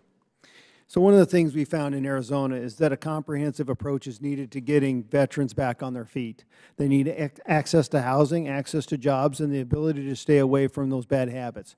Do you see similar issues with those that you work with in your program? We do, and it does take a holistic, comprehensive approach. Many veterans have been through some very difficult situations, and they haven't addressed them adequately, and that's what leads them to our program. And it seems like these treatment courts really work because of working with your peers. They identify, they respond so much differently than you see anybody else. It's like they're letting their buddy down, you know, from the military. And there's something there. Can you explain a little bit more, too? I completely agree. I think putting veterans with other veterans to help them. So if you have one in need and we have 2 or 3 that are more senior, and who have been in the military, to help a person talk about their problems, to address them. One of the things that I have found is that many men are programmed to not talk about their feelings or the things that they've been experiencing, and to get them over that hurdle. And then once they do that and articulate their problems, then things tend to get better from there. In your opinion, what is the primary factor that keeps individuals from going back to criminal activity? I think bad habits. and that includes drug habits and work habits. And so if we can address, if there are an underlying psychological issue that we've just been speaking about, and then we have a drug addiction on top of that, we have to address both those issues. And then if we do address those issues and we then get them in a job and get them working, they tend not to go back to their old ways. And I think that's the benefit of these treatment courts. They give that positive influence and support on a timely basis, repetitively, in the military fashion. So thank you very much for all that you do. We certainly appreciate it. Great hearing. Thank you. Dr. Gotar yields back. The gentlelady from the District of Columbia is recognized.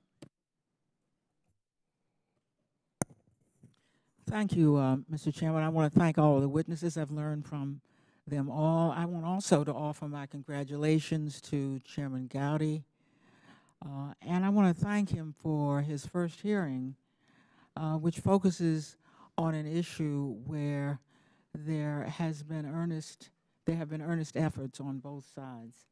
I think, Mr. Chairman, beginning with criminal justice reform as a hearing indicates that the tone you are setting for this committee, recognizing that as the ranking member, as Mr. Connolly's remarks indicate, there will be circumstances where we must disagree, but it seems to me that this was an important precedent about how to start a new chairmanship on a committee such as this, and I thank you.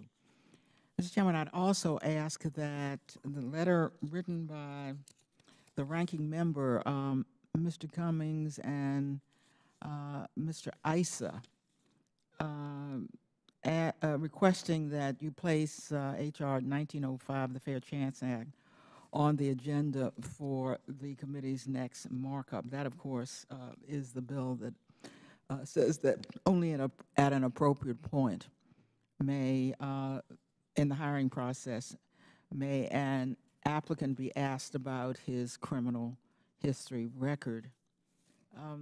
Of perhaps the most important issue for someone coming out of prison is the challenges he faced in finding employment and discouragement he faces in that regard. And of course, he will find many barriers. Some of those are to be expected. But I was interested to note that 18 states and more than 150 cities, including my own, have adopted the so-called ban the box I just spoke of a minute ago, so that employers can consider the record of any applicant, but it simply delays asking about that record. Many of us have heard really poignant stories about someone who's been out of jail for 10 or 20 or even more years, but must put, if he is truthful, must put that he has once been incarcerated. 10, 20, 30 years of exemplary behavior may not matter if the first thing the employer reads is of a record. Now, I recognize some of you are from states that have not adopted ban the box, but I am very impressed at the number of so-called red states that have. I asked my staff to find them for me. Kentucky, Louisiana, Missouri, Oklahoma, Tennessee. Now, of course, Judge Williams, Maryland has adopted ban the box. Now, I'm not asking the others of you to take a position on what your state should do, but I'm asking you whether or not you think ban the box legislation has been useful, or otherwise to explain to me why apparently, regardless of where the state has stood on other matters, it seems to be in line with other states that are far more liberal than it is on ban the box. I'd be very interested in Mr. Sterling, Pastor Joanne, and Mr. McGowan on that question. Would it be useful to consider ban the box in your state? Governor Haley and Cheryl Stanton from Dew, we actually had a summit with a bunch of businesses, and we asked them to look at and hire people that were incarcerated. I do understand why some companies, and it is a frustration of mine when I go to companies and say, well, you hire these folks, and they say, we don't. And I say, just give them a chance because they're going to work hard. But I do understand why some companies can't for various reasons if they work with financial services. So a blanket policy of banning the box, I think you would get people down a path, and then they would find out that there was a record or there was a reason not to hire that person. So I think this is something that we encourage in South Carolina companies just to look at hiring second chance employers, and that's my role as a Department of Corrections director, is to go out and find those. And these ladies sitting behind me, that's their role and their staff's role to find that. I'm glad you mentioned that there are some instances where you would not want to have such a person hired. But after you find out, Mrs. Sterling, about the record, you can still refuse to hire. So there's no such thing as once you find it out and you don't hire, even though it's been 30 or 40 years ago, I'm still requiring you to hire. And the notion that you raise is very important about what your conviction was in. And Mr. Chairman, if I may just hear the answers of the other two gentlemen, because I recognize I'm over time. Pastor Jawa? Yes. We in Texas, we've been dealing with that.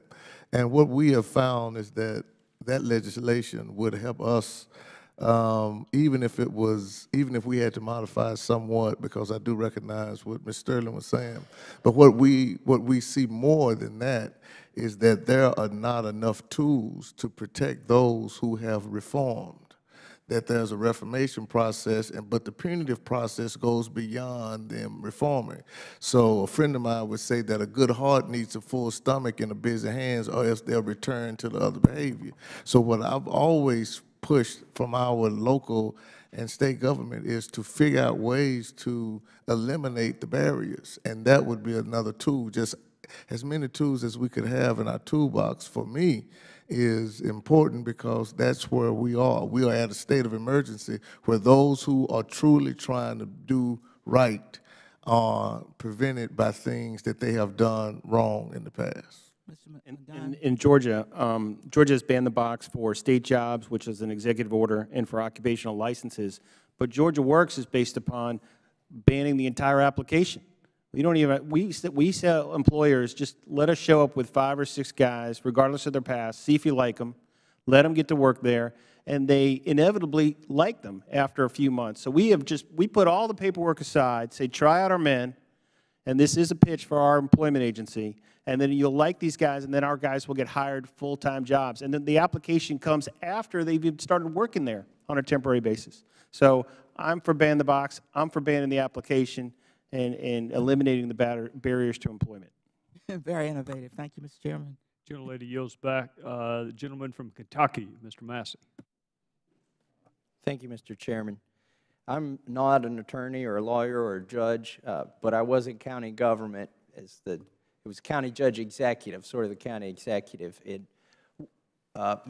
My impressions of criminal justice reform were informed by my experience there as county executive, where the jail was the biggest expense in the county, and it does not create any revenue. And you see situations there that just don't make any sense, like a Gulf War veteran who's serving 1 year. We house state inmates as well in the county jail. The state pays to keep them there. A Gulf War veteran, decorated, serving a year for non-child support. Okay, now that's despicable not to support your children, right? But how does that improve the situation? Now this man is a felon with a 1-year sentence. He's virtually unemployable. Mr. McGann, can you speak to that? Well, that's crazy.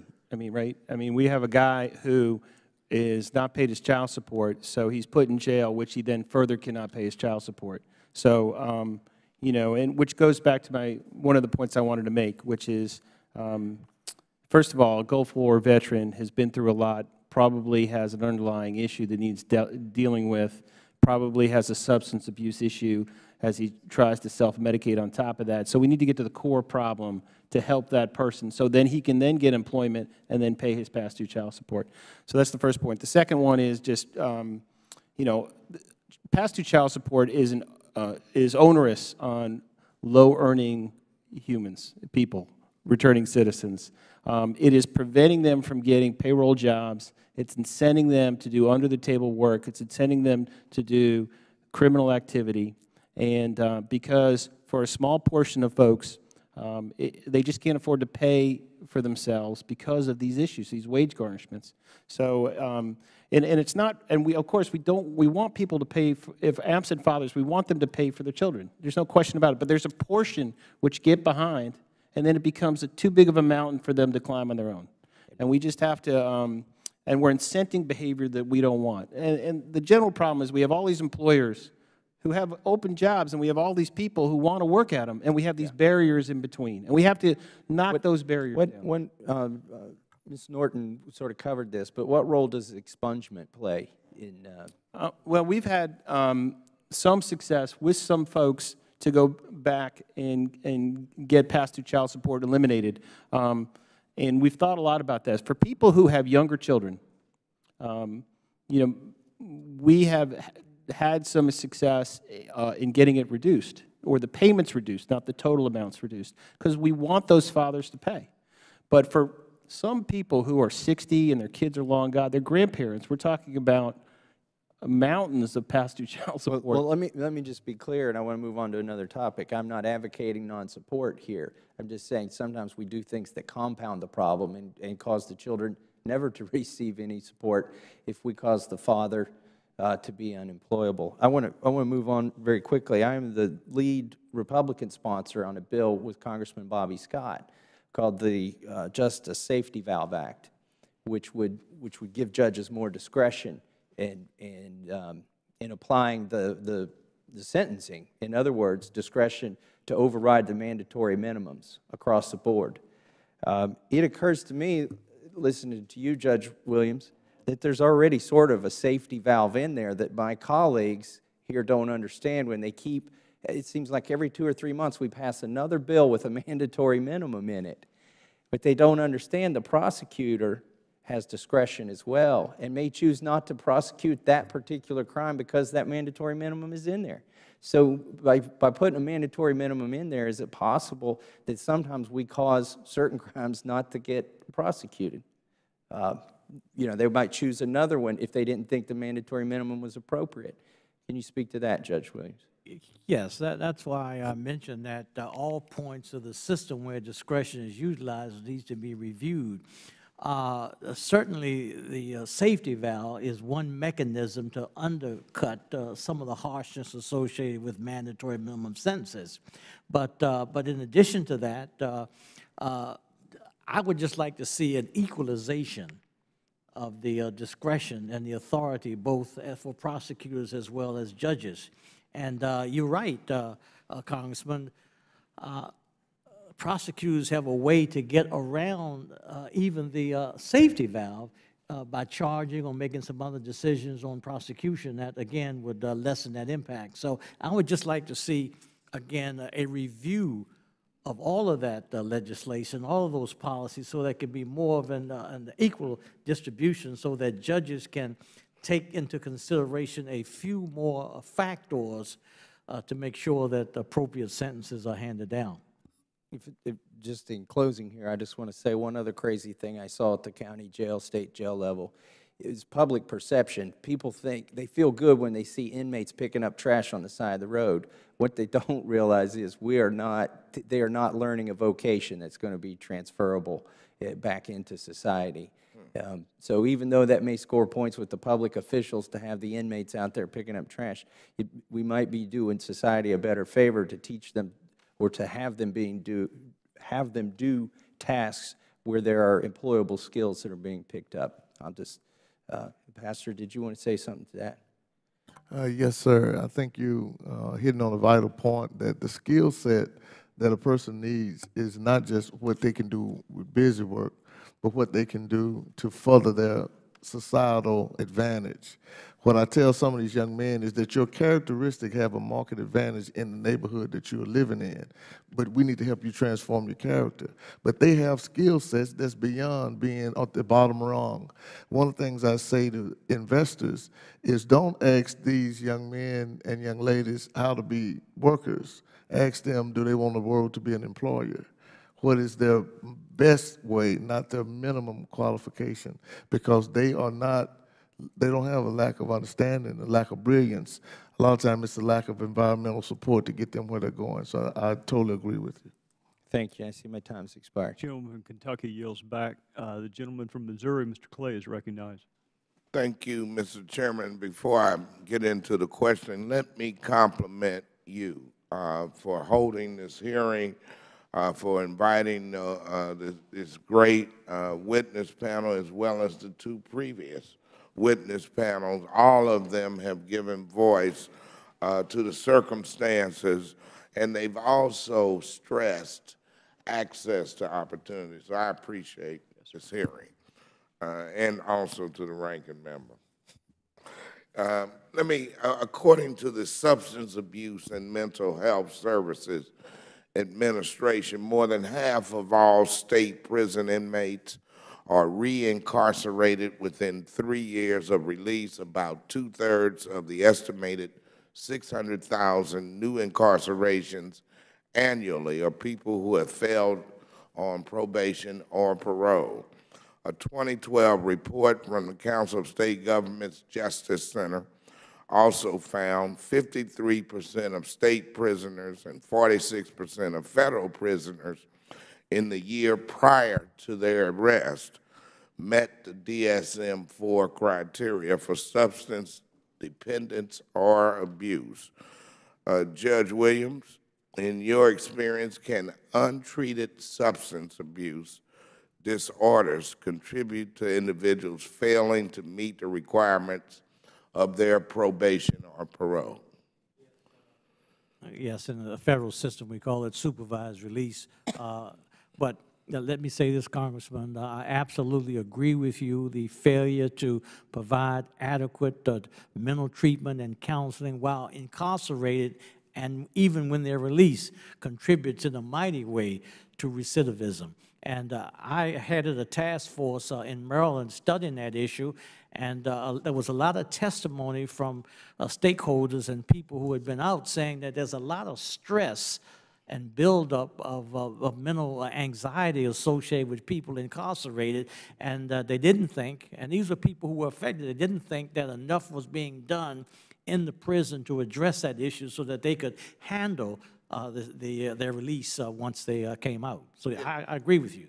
Thank you. And let me ask Mr. Sterling, do prisons and jails face challenges in effectively treating inmates suffering from substance abuse disorders? Yes, sir. When I took over October 1st, 2013. In January of that year, Circuit Court Judge Baxley in South Carolina issued a 46-page order of how the mentally ill were being treated at the Department of Corrections. It was a decade-old lawsuit by P&A, and one of the first things I did is I wrote a letter to P&A and I said, please sit down with me as a practicing attorney. I knew the benefit of mediation. So we sat down, we had a retired judge mediate it, we settled that matter in January. But treating folks with mental health issues while incarcerated is extremely difficult. It's extremely difficult to find our vacancy rate for mental health professionals. We have one psychiatrist, and when St. Peter meets her, she's going straight into heaven because she's been on call for almost a decade. We are doing what we can with what we have, but hiring people, South Carolina does not have a lot of mental health professionals, and I'm on another committee working on that. But treating people that are incarcerated with mental health issues and getting the proper staffing is very difficult. On top of that, a lot of corrections facilities across the country, mainly in the southeastern states, have high rates of high rates of vacancies for their officers. So if you have officer vacancy rates, you have lockdowns, which exacerbates the problem. They can't get treatment. They can't get into group. We're in the early stages of trying to fix that, but it makes it very, very difficult to treat these folks. One last thing, and I know your time's quick. One thing we are doing is we've partnered with our drug agency. A lot of people that are addicted to opioids are starting to come into our prisons. So we are starting a program in August where we're going to give them a pill, and then we're going to give them shots on the way out that will be an opioid blocker. And we're doing this with about 10, and we're going to follow them for a time to see how they do, and if it's successful, we will expand that program. So the opioid epidemic is affecting recidivism rates. Well, it's so new to South Carolina. I would say drug addiction does affect, but opioids are starting to come into the state. It's not as much as some of the other states, but we're starting to see it, and I'm trying to get ahead of it. It's not like some of the, I'd say, West Virginia and other states like that. Mr. McGann, are you seeing this? Not in inner city Atlanta, no. We're still dealing with alcohol, marijuana, and crack. I see. Mr. Chairman, my time is up. I yield back. Gentleman from Missouri yields back. The gentleman from North Carolina, Mr. Walker, is recognized. Thank you, Mr. Chairman. I appreciate being here on your very first day as chairman. Appreciate also your work in partnering with us and Senator Tim Scott and working with chancellors throughout the historical black college and university, and even talking about some of these issues with those wonderful people. Let me first commend Pastor Jawar for honoring your son as a former pastor and pastor's son. I respect that. I'm sure it's reciprocal in many cases, or at least eventually get there if you're like most pastors' kids. But I do appreciate that. I appreciate your calling. I appreciate what you're trying to do here. I think it's incredibly important. There's a lot of talk in this area these days. And I've often thought how much of that actually comes or is able to formulate into some kind of substance where we're seeing results. We're always talking about awareness, and good in some ways, but how do we translate that to action steps? And I've often thought that in many cases this has to start with relationships. And I'm not talking about pandering stuff or knowing the talking points. I'm talking about getting involved in these communities and showing up, sitting on the back row sometimes, even when you're not the featured speaker, to be able to engage. We've done some work over the years in the inner cities of places like Cleveland and New York and Baltimore, and I will never forget, certainly not soon, anytime, is what the gentleman that we were working with and his family there in Cleveland, when we said, what is it that we can bring? And he said, Mark, if you'll bring hope. He said, bring hope. And I see many times, sometimes, that we've lost the hope in these young men and women. Sometimes they've never seen hope before. And I wonder, with all the great policies and programs, we can't just force a template in different communities and societies without adding hope in the relationship component to that. And I challenge myself, and I'm grateful for the different people that are here today, because I've heard a little bit of element in all of that. My question today, for you, Pastor, and maybe some others, is when it comes to education, how crucial of a role does education play in this process when it comes to the reentry component? Well, thank you, and I believe that education role is important in this sense. I believe it goes back to what you said initially, though. It's relational education. It's not just what they learn, it's what they retain, and they retain it from mentors and coaches. I had a man who had 1,000 years. He had a 1,000-year sentence for a crime he didn't commit. Harold Hill, he got released. And he said to me, he said, man, the strong rule the weak, but the wise rule them all. He said, because he was a very thin man, he said, so when I came into prison, I had to figure out what it is I could learn, not who it is I could intimidate. And when he came out of prison, his whole platform was, how do I become educated enough to show these other young men that they don't have to do what I did, and they don't have to go through what I went through. So I believe education in its purest form, high school diploma, is absolutely necessary. But there's a relevant education that comes to relationship that teaches one and reaches one. And as a pastor, I've said it's a discipleship. It's how do you disciple that person through an environment that is known to destroy you.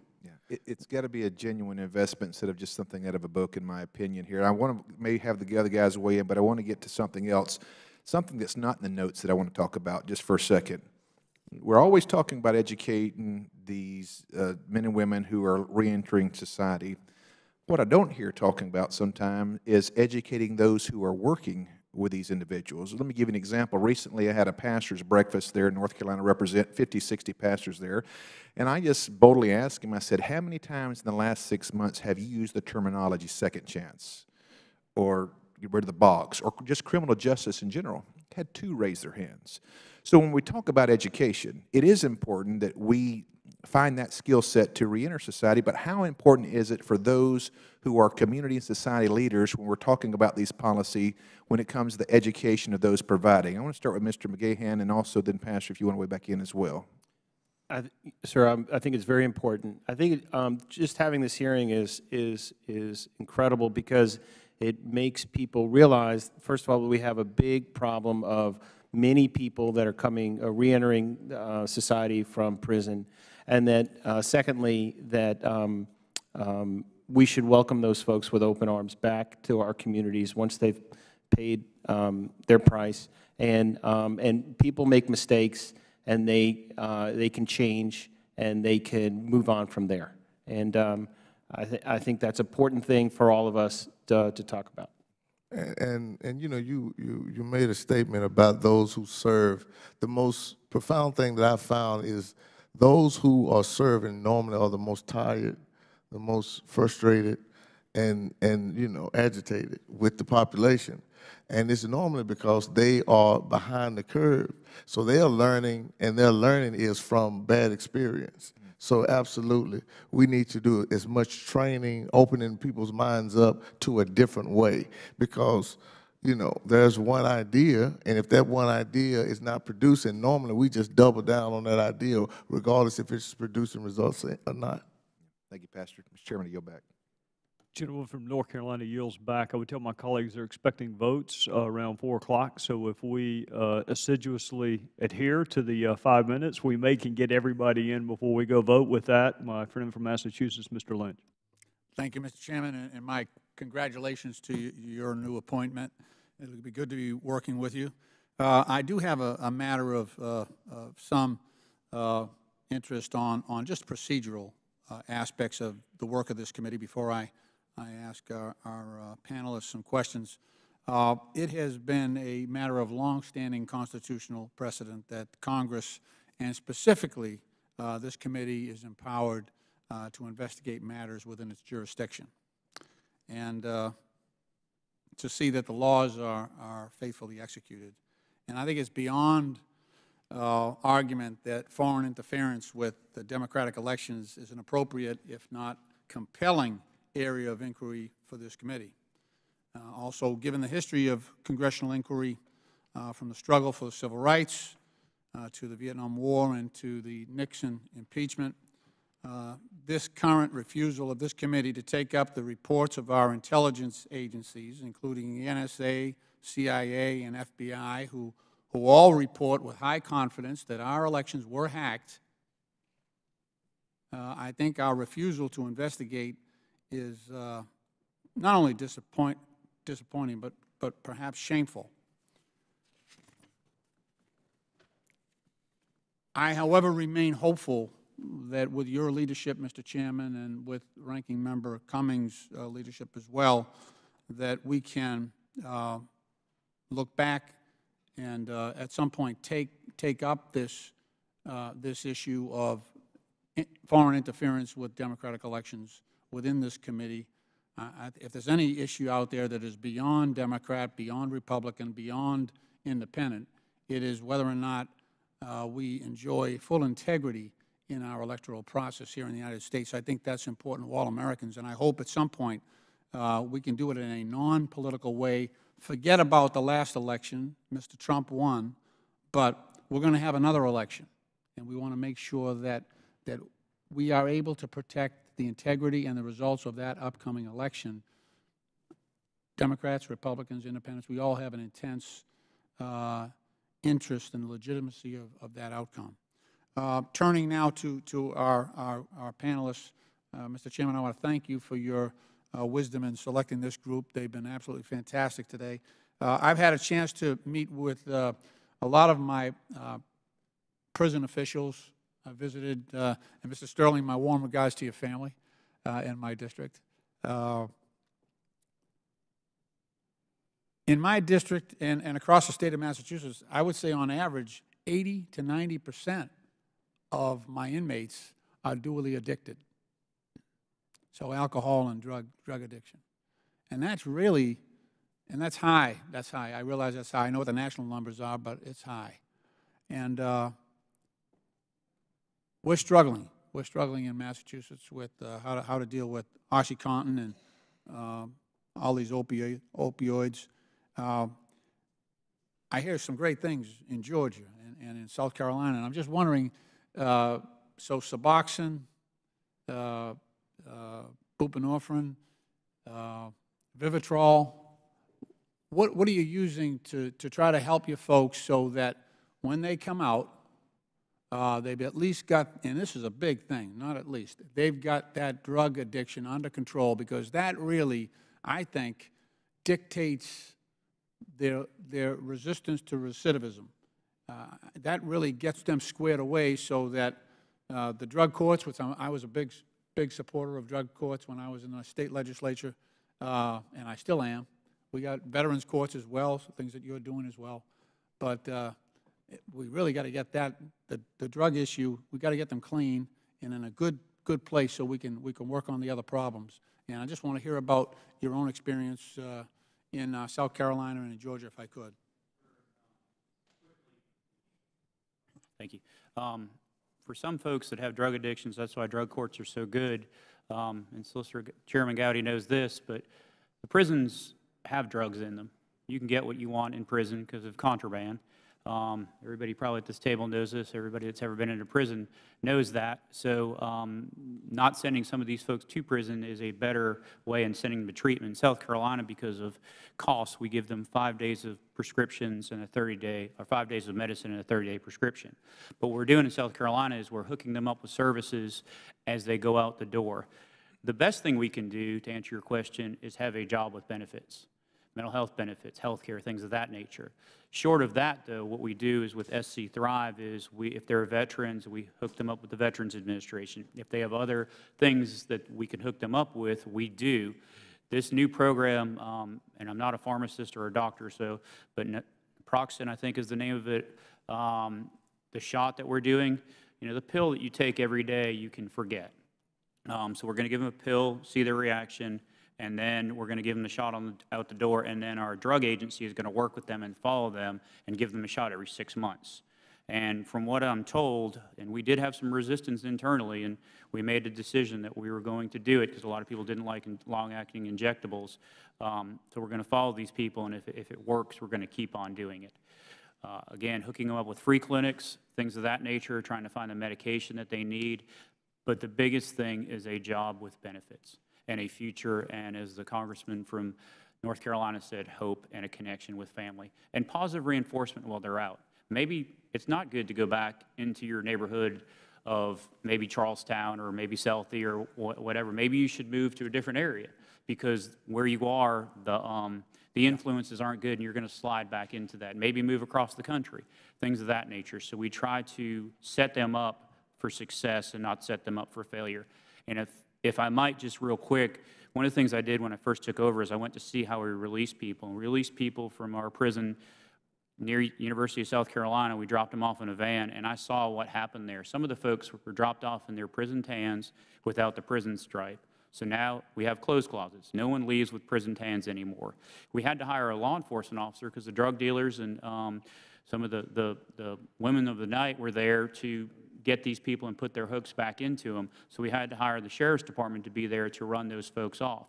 They didn't have a chance when they got off that bus. We also, lastly, if you are picked up by a family member, you get to leave on the first day possible. If you're not, you're going to take the bus and you're going to put yourself back in that environment. We have you wait a couple of days. Well, everybody's getting picked up by a family member. Some things we were doing weren't making sense, and we're trying to look at it, use evidence-based practices to get them to the right treatment. Again, a job with benefits is the best thing that they can have. Thank you, Mr. Chairman. I thank you for your courtesy. Appreciate it. Gentleman from Massachusetts yields back. Gentleman from Tennessee, Judge Duncan, is recognized. Well, thank you very much, Mr. Chairman, and thank you for picking this topic to hold your first hearing, because I think it's very important. And I'm sorry I had a big group of constituents and also had an opportunity to speak on the floor on a bill that I was interested in. But I was a judge for 7.5 years before I came to Congress, trying the felony criminal cases in Tennessee. And I've never forgotten the first day I was judge, Gary Tullock, who was the main probation counselor, or over the probation counselors for 16 counties in East Tennessee, he told me, he said 98% of the defendants in felony cases came from broken homes. Well, it wasn't exactly accurate. What was more accurate was that, and I don't believe it was 98%, but I went through over 10,000 cases in the 7.5 years I was there, because as most of you know, 98, 99% of the people plead guilty and apply for probation. So every single day for 7.5 years, I read over and over and over and over again, defendant's father left home when defendant was 2 and never returned. Defendant's father left home to get a pack of cigarettes and never came back. Well, it makes an impression on you. And I can tell you, I remember also several years ago when I was still in Congress, one Friday afternoon I missed the direct flight out of National Airport, and I had to drive to Dulles Airport one Friday afternoon, and the 3 o'clock national news came on. There had been a school shooting by some 14-year-old boy or something, and they had the national head of the YMCA on the radio, and he said, children are being neglected in this country like never before. And I thought, boy, how sad it was to say something like that. But somehow or another, we have got to get out that especially young boys cannot raise themselves. And I read that 80 or 85% of the babies that are being born in some of our biggest cities are born out of wedlock. And it seems to me, I know that drugs and alcohol are involved in most of these cases, but they all seem to be secondary to that father-absent household. And I think I could go to any 4th grade class or 6th grade class in an elementary school in this country, and if I found out the family situation of these kids, I could tell you which ones were most likely to get in trouble. And every time I read about one of these boys that's doing one of these mass shootings in some place, like in Connecticut, or this one I mentioned was, I think, in Oregon and all over, you read about those kids. They come from dysfunctional families. So I think we need to do all kinds of things. I think we need to get more males teaching in the elementary schools, because so many boys are growing up without a good male role model. I'd like to see more boys get into Boy Scouts. This is a national crisis, and it's the root of our crime problem, in my opinion. And it seems to me there's just a lot of things that we need to do. I started when I was judge a program called I called it Court Counselors, and I got the churches involved, and I got them to do on a volunteer basis. I said most of these young men, they have almost never sat down with a family to have supper. I said if you just have once a month, or more often if you could do it, but at least once a month, have them to your house to have supper with the family. And it's really sad what I'm seeing. And then we need to separate these nonviolent people away from the violent people in these prisons. But I'm supporting some of these efforts to on some of these criminal justice reform bills, and I sure hope we can move on that. And I just wanted to say a few things like that, Mr. Chairman, and I'll work with you any way that I can on this, because it's a subject of great interest to me. I thank the gentleman from Tennessee, and not only is it a great subject of interest, you're also an expert in the field, and we appreciate your perspective. The gentlelady from Michigan, Ms. Lawrence, is recognized. Thank you, Mr. Chairman, and I too join in my colleagues in congratulating you on your position of leadership and look forward to working with you. I have consistently said that in America, I still believe in the American dream, that ladder to success. That first rung is education. If you don't educate a child, how can you expect them to climb the ladder of success or opportunities in America? If you do that, you are limiting that child's success, and prison, unfortunately, is one of the limited choices they have. A 2013 RAM report stated that inmates who participate in correctional programs have a 43% lower odds of re-entering prison than those who do not. So Judge Williams, have you seen efforts to educate prisoners increase proportionally to the massive growth in the prison population? Have you seen an impact? Let me say I certainly agree with you that education is the key, and also dysfunctional families that the Congressman talked about. Certainly all of that contributes to criminal activity and behavior. But I want to go back to something that you said. The failure to have access to appropriate education is the key. Yeah. There's a number of youngsters in schools who are not being taught properly. They've lost interest, and sometimes the school system is responsible for what results in them getting involved in criminal behavior later. Now, in terms of the prison, in my state, of course, not enough across the years has been given by way of funding for enough programs to educate and prepare inmates for the new types of jobs that's out here in the world. So that's something that has to be focused, and I'll certainly agree with you that education is the key, and training. Well, I just want to take a few minutes to compliment governor that sitting right here in this chair, I have not had very good things to say, but my governor in Michigan has taken skilled trades, which he and I partner on, and he has started a virtual welding program in prison. If you are eligible for a nonviolent probation from prison, and there are job offers being offered to the prisoners before they even leave. And can you think of the opportunity of a person who's been incarcerated that's guaranteed a job, that has a skill that you know for a lifetime will be able to work? And those type programs are game changers, and we need to step up. And Mr. Chairman, I'm telling you, we can make a difference in America with this, stopping this industry of private prisons, because the only way that they're profitable, they have to fill the cells. But if we get into the proactive mode of finding ways to stop it, we can make a difference. I have one question for Mr. Sterling. In your written testament, you indicated that under the Second Chance Initiative,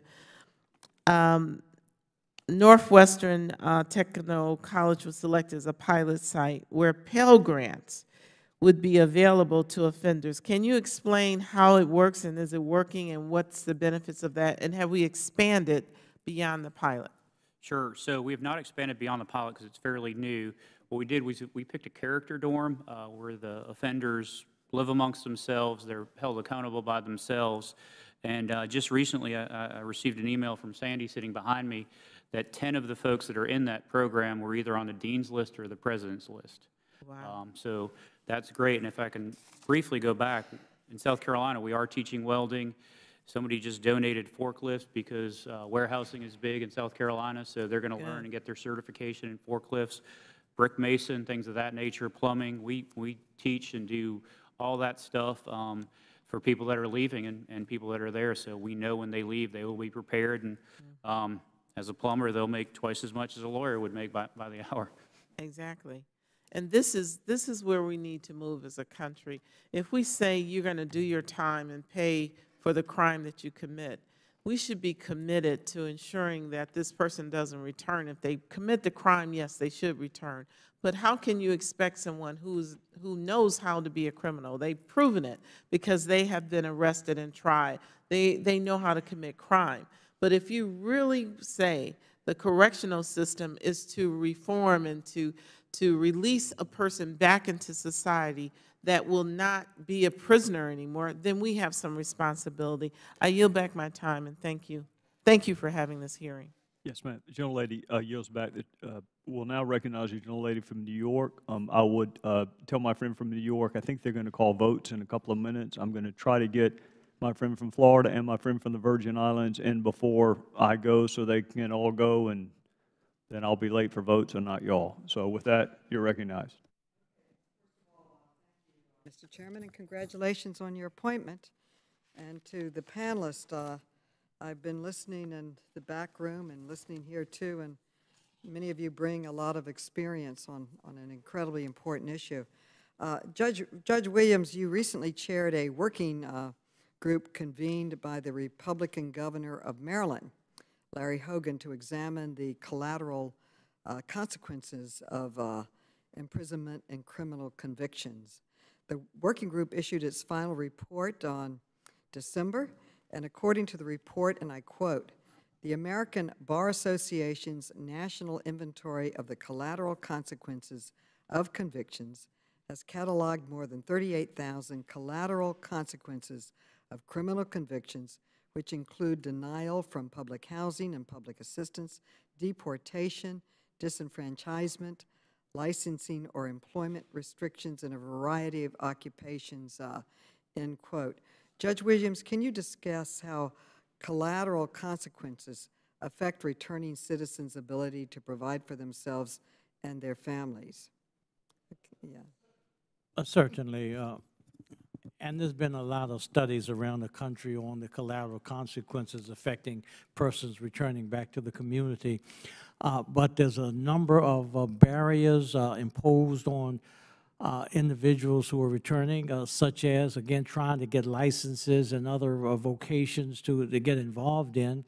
My state, my report to focus on people who were embalmers and people who were pest controllers that needed to disclose their record in order to get a license. So that's been a problem. Of course, there's been discrimination against persons trying to get adequate housing. They haven't been able to get Pell Grants, and there's a number of employers around who are simply afraid of hiring persons for fear of litigation and other kinds of things against them. So there's a number, and we can certainly talk about voting rights. They've been also denied civil rights associated with that. So there's a host of collateral consequences imposed on people with records, and my position has always been that we can promote less recidivism if we come up with programs that's going to assist persons to make an adequate transition back to the community. Okay, now you've done this work on these current blanket bans, and would waiting 10, 20, or even 30 years from the time of conviction or even of release to apply for a professional permit or license be long enough to make an ex-offender eligible for employment in these categories? What's the question? Well, they have these blanket bans where they ban them. Yeah, those are permanent. They're absolutely permanent. So you can absolutely. be out 30 years and be a good person and have a record of good work, and you still are blanket banned. Absolutely, and the good news is that our state, of course, is we think we're progressive, but this task force has dealt with that, and we're going to encourage the General Assembly, or the State General Assembly, to look at those blanket bans and permanent disallowance to see if they can do something about that. But that's one of our recommendations that came out of that task force. Yeah, that's an important one. Now, could you also talk about the rights restoration certificates that you explain how these work, and are they how are they obtained, and how can they help ex-offenders stay out of prison? Yes, one of our recommendations was to have a group and an entity assess the progress that ones returning from citizens are making. And once our organization or our entity or this department issues a certification that they're making progress, that the likelihood of them perpetrating another crime is excellent, then they get the issuance of a certificate, which would be in the hands of employers, and of course that would probably likely cause them to hire them. Well, I think all of your testimony, your ideas are good ones. I think we should look at them. I know that this was a top concern of Ranking Member Cummings. I just talked to him on the phone, and he was so interested to hear what's happening in the committee. But also President Obama did a lot of work and studies on prison reform. And sure. I want to thank you for what you're doing. I think it's tremendously important. And, you know, we got to help people once they get out, stay out. And you certainly can't help them if you're banning them from all types of employment. What was your recommendation on voting? I mean, you know, they take away the voting rights, too. Were you recommending that people be able to vote? Well, we hadn't addressed that yet. That's hopefully a phase 2. That's phase 2. Okay, this was mostly vocational and occupational licensing. Okay, well, my time's expired. Thank you. Gentlelady from New York yields back. We have a prosecutor and a former police chief left. Y'all are used to working together. I'll let you continue to work together, and you can apportion time however you want. I'm gonna go last. You can, however you. I think they're about to call votes. So, Ms. Plaskett, I think you are technically up first, but y'all can do what you want with the time. Thank you. I will be very mindful of the time. Thank you, Mr. Chairman, and thank you, witnesses, for being here. In 2013, former Attorney General Holder issued a memo to federal prosecutors urging them to ensure that our most severe mandatory minimum penalties are reserved for serious high-level or violent drug traffickers. The Holder memo, as it was called, was guidance that in cases involving applicable Title 21 gave prosecutors discretion to make a, quote, individualized assessment and fairly represent the defendant's criminal conduct. Judge Williams, I'm so glad to have you here. What improvements did Attorney General Holder's charging policy make in the criminal justice system? Yes, certainly. Once that edict came down, the federal prosecutors in my jurisdiction had a little more authority to offer pleas that did not involve mandatory minimum sentences. And so everyone essentially was pleased with that. And I don't have any statistics before me, but I know that the severity of penalties and the long sentences were decreased with that edict that came down from the attorney. On May 10th of this year, Attorney General Sessions rescinded that policy and issued a memorandum that directed all federal prosecutors to charge and pursue, quote, the most serious offenses that carry the most substantial guidelines, sentence, including mandatory minimum sentences. Judge Williams, in your experience, why is charging the most serious offense not always the most effective way to deter crime? Yeah. Again, I think that's misguided, and it's just not appropriate in every case to direct the prosecutors to charge the most serious offenses. Again, every case is different, and there ought to be an easing of that philosophy, and I just disagree with whatever that edict is. Thank you. And you know, I as well have been a prosecutor at a local level in the Bronx District Attorney's Office in New York City, and then at Main Justice, working at the Justice Department. And it's my belief that this memo sends a chilling effect on our justice system, both at a prosecutor's level to make prosecutors really go after the most serious charge, but also sends a message to policing as well, in terms of criminals and how police are going to be handling the individuals that they encounter on the street, and what the message is from the highest level of law enforcement should be done. You know, I talked with our chairman quite often about the fact that being a prosecutor was, to me, one of the most wonderful jobs that I had. It was a dream of mine. I come from a long line of law enforcement officers. My grandfather, my father were police officers, uncles, and I had to leave that job because I got tired of every day looking across the courtroom and seeing what looked like myself. Seeing my sons, in essence, every day, and having to issue some of the most harsh charges on the people that I now represent, people that look like myself, people with names like John and Russ and Edmund, and names that families have given their sons because they believe in them, names that I have given my own sons. I have 4 sons. And every day, things like this from Jeff Sessions is really an indictment against my own sons. And I take that as a charge against them and them that look like them that says to scoop them up and put them away. And that's the way we're going to deal with individuals that look like that. And I'm really grateful that we're having this discussion. I'm thankful that my colleagues across the aisle were willing to listen, to come up with solutions, not just for what happens in prison, but before that. It's not just criminals that are scooped up. Many of us who have young black men as children, we give them, and I'm going to use this term, they're going to get their Negro wake-up call. Because as much education as they have, whatever they look like, as much how middle class their families look like, they can be scooped up by the police just because of what they look like. And it's happened to all of us at one point or another. So I yield back the balance of my time, and I thank you, Mr. Chairman, for allowing us to have these discussions. The gentlelady from the Virgin Islands yields back. The gentlelady from Florida is recognized. Thank you so much, Mr. Chairman, and congratulations to you, and thank you to all of our witnesses, and thank you for the outstanding work that you're doing. I spent 30 years in law enforcement, and I'll be one of the first to say that the criminal justice system, like other systems, definitely needs to be improved. But I also know from my own personal experiences that many times we ask the criminal justice system to do too much. We ask prisons and jails and even law enforcement to deal with issues that they were never designed to deal with.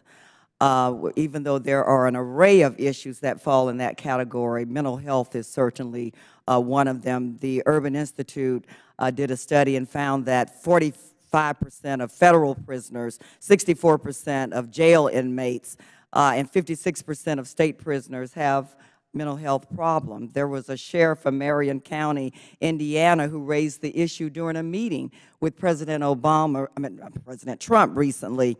And he said this, and I quote, there are people with mental illness who, for lack of a better term, warehoused in our jails across America because we don't have the facilities necessary to take care of them. That's a sad statement. We also know that studies show that ex-offenders who are homeless are 7 times more likely to reoffend. The bipartisan 21st Century Cures Act, enabled during the last Congress, reauthorized the Adult and Juvenile Collaboration Program and authorized $50 million annually through fiscal year 2021. The Act also expanded authorized activities under this program, including allowing grants to be used to provide a broad array of services to incarcerated individuals, including crisis response. However, this program has not been funded at authorized levels in recent years, and President Trump's budget continues that trend by requesting only $10 million for this program. Judge Williams, I'd like to start with you. If you would just, and I know we've talked about a lot of things, you may have already talked about it, but what are some of the ramifications that you see as it pertains to recidivism and other issues when programs like this or funding like this are cut that so help to uplift those who have been incarcerated, and anybody else who would like to respond as well? Thank you. All right, well, I'll just start off by saying cutting these programs certainly is not helpful for the entire idea of reducing massive incarceration. There's just a number of different factors that you have to take into consideration, the poverty, the family dysfunction or situation, the lack of access to appropriate education, and the number, even the environment. Certainly all those things need to be addressed, and I think proper funding would certainly help. I want to say one other thing. We all are getting concerned about the increase indictments of law enforcement officers around the country right now, and that's a real problem for persons as myself who have been prosecutors, because we have to, in arguing to juries, we want to make sure that we have people with integrity on there, and that lack of credibility is becoming a problem, and so it's going to invest itself in the criminal justice system. So that's a problem also that we really haven't addressed adequately. Any others? One thing I'd like to talk about that we use through Department of Justice is training our officers CIT, crisis intervention, how to de-escalate a situation. When the mental health case came out and we started training officers, I think we've got, I'm going to guess, around 200 to 300 officers who they can then take over a situation, even if they're not the highest ranking officer, and they know how to interact. It's a 40-hour class. We put a placard on them, and they're the folks that come in and help de-escalate a situation. And the first weekend, we talked a offender out of swallowing a razor blade. And the officer went home safe, and that offender went and got mental health treatment and is alive today. That would have been a great cost to the state, and that officer could have been in peril. So the CIT training is great. I have not read the budget, so I don't know about that, but this is a program that was offered to us, and we took advantage of it. Thank you. Mr. Chairman, I yield back. Gentlelady from Florida yields back. The chair will now recognize himself. Brian, I've told you on countless occasions you have the hardest job in all of law enforcement in South Carolina, and you do it so well. And one thing I'm so happy about today is you and your co-panelists are getting credit for trying to solve very, very difficult challenges. You also were a prosecutor in a former life, and it strikes me, you tell me if I'm wrong, it's tough to get a conviction, particularly a jury trial, beyond a reasonable doubt. 12 folks, hard to get them to agree. So what happens sometimes is you'll take a plea to probation because it's so much easier to revoke probation in front of a judge later on, and you get the same result. You go to the Department of Corrections, you just get to bypass the difficulty of a jury trial. How do you see most of the probation revocations coming into the SCDOC, and what can we do at that stage to kind of limit the inflow into your facilities? Sure. So one of the things that came from the legislation and the sentencing reform oversight with Pugh and Senator Malloy was how people were revoked. And that is one of the reasons that, number one, we're not sending as many people to prison, but we're also not revoking for, say, technical violations. I spoke with Jerry Adger, who used to be my Inspector General of the Police Force, who was a former SLED agent, South Carolina Law Enforcement Division. And during his testimony last year, he said, we would go tell someone they had to pay their fees, and or you're going to jail, and if they couldn't pay their fees, guess what? We were furthering criminal activity because they would go find the money another way. So we work with them and find ways to work out the fees that they have to pay. And sometimes if we have to waive the fees so we don't send someone back to prison, that's what we do. But they try to do everything they can to avoid sending folks back to prison. With our youthful offender program, the one that used to be 50% recidivate, now it's 22%, we have graduated responses. We can put an ankle bracelet on. We can do more checks. We can say you can't go to this area. We can say you have to get a job. Or we can bring them back for a time, and then they leave. And we're seeing the success of that also. Something was touched upon, I think it was Mark Walker from North Carolina, which is the perception of the broader public of criminal justice reform in general. I don't think you and I are going to be accused of being soft on crime, and we talk about it, given what we did in previous lives. But there is a perception, and sometimes, because we live in a culture that's kind of dominated by episodes. You can have 90% of the people successfully part of a program, but that one episode where there's a recidivist or another crime committed tends to impact public perception. So what would you say to our fellow South Carolinians, as a former prosecutor who is not soft on crime, how not to be swayed by episodes of failure, but to go ahead and pursue both the diversion programs on the front end?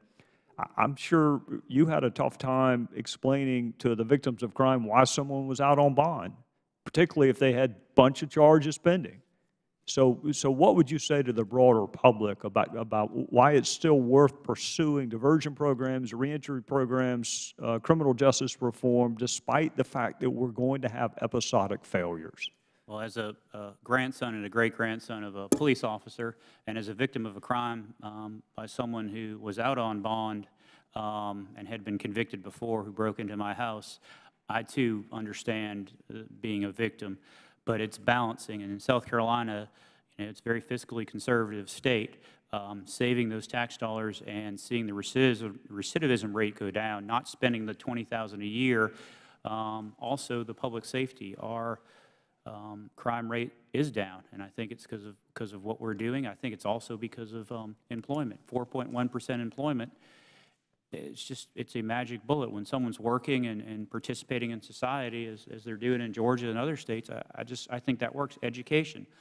10th grade is the average education level of folks that come to the Department of Corrections. So getting an education, and maybe it's not college, maybe it's a technical, and you could start a job and you can start a business and you can grow it from there. I just had my air conditioner replaced. I know how much an AC repairman makes. I mean, it's a substantial living. Yeah, this is my last question, and then we'll go to the gentleman from Wisconsin. There's been some discussion, I know Senator Booker, Senator Johnson from the great state of Wisconsin. It's bipartisan, what some people refer to as ban the box. There is, Judge, I think you'll appreciate this, there is a body of research that it actually, at least in one study, had a disparate effect on the very group that we're seeking to help. And even if that one study is an anomaly, I am a little bit concerned that some of the ban-the-box legislation doesn't have relief for negligent hiring. That's still a civil cause of action that you can pursue against someone for negligent hiring if they fail to ask. So it's not really a question as much as, particularly, Your Honor, you're an academic now, in addition to being a jurist. If any of the four of you have ideas on how to both solve that negligent hiring aspect and also deal with that one study out there that says it really has a disparate impact on communities of color, despite the fact that that is the opposite intent from what the legislation is. Well-intentioned, but still hurting the cause is not good. So, yes, sir. I can give you a quick question. We have a need for truck drivers in South Carolina. And I've had conversations with many truck drivers and many folks that were defense attorneys in the insurance industry. And one of the things that will come into court is if you're driving a truck and you hit someone, your record is going to be used against you. And I've had conversations with legislators saying, if it wasn't a driving charge and it didn't affect, why should that come in as evidence in court? But I understand why insurance companies and businesses would have a concern. So that is not a ban the box, but it is an example of problems. We are still going forward and going to train on that because there's companies that are willing to hire, but they will probably have to pay higher premiums because that will come into a court case, which is not really fair. You're right. It will. Mr. Chairman, briefly, I mean, that's a real issue that you've raised, the whole question of personal liability that the companies have. And I think the state legislatures are going to have to move to immunize those particular companies that reach out and employ returning citizens. They have to give them the leverage to do that. And also, we need to come up with some other incentives to give to employers and to make sure that they will be receptive to hiring people without records. But that's a real issue that has to be addressed. Yes, sir. The gentleman from Wisconsin. Mr. Chairman, can Thank I ask you. a question? Yes. Sorry, I was in the... Because I raised this issue initially, I wonder if this disparate effect is because while you don't know you don't know about the record, but the person has applied. So you know the race. So the reason for the disparate effect or the failure to hire may really be race and not the record, the record of the That's exactly what that study indicated, but it has a negative impact on one of the very groups that you would be seeking to help.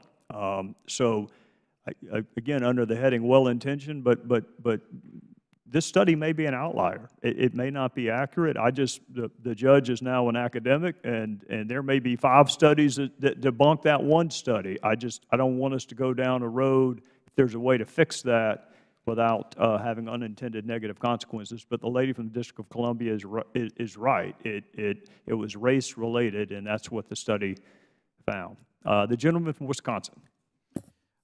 Before I ask a question, I'd just like to make a statement. There was a comment made earlier today kind of poo-pooing or saying it's no big deal, nonviolent drug crimes. And in my district, I have a heroin problem. And part of that heroin problem is fueled, I believe, by prosecutors and judges in a county south of mine, Milwaukee County, who apparently think that if someone's caught selling heroin, it's not that big a deal. And I think in this country every year, thousands of people are dying of opioid abuse. And there are a variety of things that can be done to prevent it. But one of the things that I think is encouraging it is people who put this idea out that, you know, selling of drugs is a victimless or harmless crime. Thousands of people are dying of this harmless crime. And I strongly disagree with my colleague who kind of implied that if you put somebody in prison for trying to sell heroin, it's no big deal. It is a big deal. A lot of people are dying because of that. Now, Mr. McGann, hope I'm pronouncing that right. Yes, sir. Pretty good. You brought up something before that I sometimes think is interesting. You mentioned the degree to which people almost don't work because of the size of garnishes for child support. Is that true? Yes, sir. There is something that passed about 20 years ago around here called the Bradley Amendment, I think about 20 years ago, that in essence said that even if child support is assessed wrongly, once it's assessed, you can't undo it. Are you familiar with that? I'm not familiar with that amendment, no, sir. Okay. Well, in any event, you are conscious of the fact that sometimes child support gets so, it's like being in debt for anything else. The debt is so great that it's insurmountable.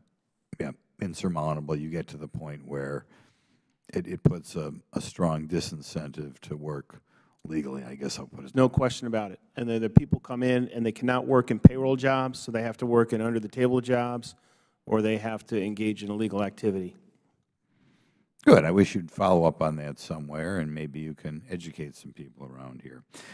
Next question I have, you're always looking at the cause of crime, and I know a lot has been written about, or at least people keep track of race and imply that that might have a factor in incarceration or a factor in whatever. But I wondered, as far as family background is concerned, do we have any studies related to that any of you folks are keeping track of? Mr. Sterling, do you keep track of that in the South Carolina Department of Corrections? We don't, but one thing that was mentioned when Mr. Duncan came in was the need for a parent. One of the reasons I think we're seeing such success with our youthful offender program is these youthful offender officers. It's a 1-to-20 ratio. They get to know these folks that are under their supervision, and they're there to help them, but they're also there to keep them accountable. And they do not want to disappoint. They become mentors, and I think they become mentors for life, because a lot of folks that end up in prison just don't have a positive role model. And these folks that are giving their time and their life, because it's not just a 9-to-5 job. They're doing it on weekends. They're doing it at night, middle of the night. It's such a good program that some of the families now come to our officers and say, my mother needs help with this. Where can she go? Okay, I'll look at both ways for you, Mr. Sterling, and maybe suggest in the future you do keep track of these statistics, because that might be illuminating, and for whatever reason, political correctness or otherwise. I know in Wisconsin we didn't keep track of this stuff either, but you might want to, maybe even just for one prison, keep track of it so we find things out. And I'm not only talking here about, you know, the parental background of the people, but say of people who are convicted of a crime, say at age 25, at age 30, do you compare, say, for men, the percentage of men who are committing crimes who are, say, married with children and those that are single or are not connected with their children? We do. I don't have those in front of me, but I know we do a very comprehensive review and interview when people come in to try to find everything out about them when they do come in, education and things of that nature. Why didn't you get back to us? Because I'm under the impression that a benefit of families is not only for the children, but sometimes for the parents. And I have a feeling that if you check, I have no idea, I've never seen this study, that you go through all the people in your prison system and say for an age group 30 to 35 or whatever, compare men who are married with children to men that either have no children or are unconnected with their children, and see what sort of statistics you can drum up there. Can you do that for us? Yes, sir. It's going to take a lot of work. That's fine, sir. It'll be cutting edge. Thanks much. Gentleman yields back. The gentleman from Alabama has made a Herculean effort to come. I just heard the buzzer. I think we have time, given the fact that you are so interested in this issue and made such a great effort to get here. Gary, we'll recognize the gentleman from Alabama, and then we'll break. Thank you, Mr. Chairman. I'm sorry I had to leave. We've got this little issue of the budget going on. It's fairly important. So, a couple of things. Mr. McGahan, and what are some of the major obstacles that the states impose on you to helping individuals who are exiting prison to find work? When a person gets out of prison, a couple things. First of all, for some folks, they don't have their driver's licenses, and they'll get state-issued IDs. And it's when a person goes in and tries to get a job, they have to give their ID, and it says Jackson State Prison, and that's they immediately don't get the job. Having an identification or driver's license that has nothing to do, that shows their background, is one. That is an impediment to work. I think the second thing that we can do is we can raise the level of garnishments. That poor people who have passed due child supports, that is a huge barrier for them to get a job. So if we can eliminate that barrier, they'll get work. And then the last thing that was mentioned before, the biggest thing that makes families stay together is when a man has a job. If a man has a job, we find that almost immediately that family, he gets involved in his child's life. He'll get reconciled with the mother, and when he doesn't have a job and when he is living a destructive lifestyle, he's rightfully oftentimes pushed away from that child in a way. So having employment, eliminating the barriers, changing his habits, and then getting a job will fix most every problem. When you talk about eliminating the barrier, particularly in child support and the garnishments and issues like that, that is a delicate balance that you're trying to achieve there, where the state, I think, could be helpful to make sure that an appropriate amount of support is being provided to his dependent family members, but also not disincentivizing the individual from getting a job or seeking employment where he's basically paid a cash wage that's not subject to garnishment. Do you see that pretty much across the board nationwide? Is that a bigger problem in certain places than others? I think it's a national problem. When I talk to my colleagues from other states, almost everyone will say one of the biggest problems that men face, which is to get employment, is eliminating wage garnishments. And the problem is that wage garnish, not that they don't owe the money, and we don't want to incent them to walk away from their responsibilities, but it's a question of balance of when they kick in, and having the ability to keep the first few more dollars that they earn and to pay their own way, and not an ability to pay their own rent, will go a long way to getting him into an employer, getting a career going, be valued in the workplace, and then we're valuing work over everything else, and that will reconcile a family. But right now, I think that the garnishments kick in too low, and that creates a barrier for him to seek employment. Let me suggest that, and this might be of interest to all of you, that back during the Bush administration, Dr. Wade Horn, Deputy Secretary of Health and Human Services, oversaw a program called the National Fatherhood Initiative, where that was the very focus, was to try to reconnect these men with their families. And it was very successful. And I think that's something that might be useful to revisit at the state level as well as the federal level, Mr. Chairman. One last point. One of the things that I ran a think tank in Alabama, and one of the things that we were seeing is that this about 60 to 68% of the inmates were high school dropouts, regardless of race or gender. And as has been pointed out, 90-something% of them are eligible for parole.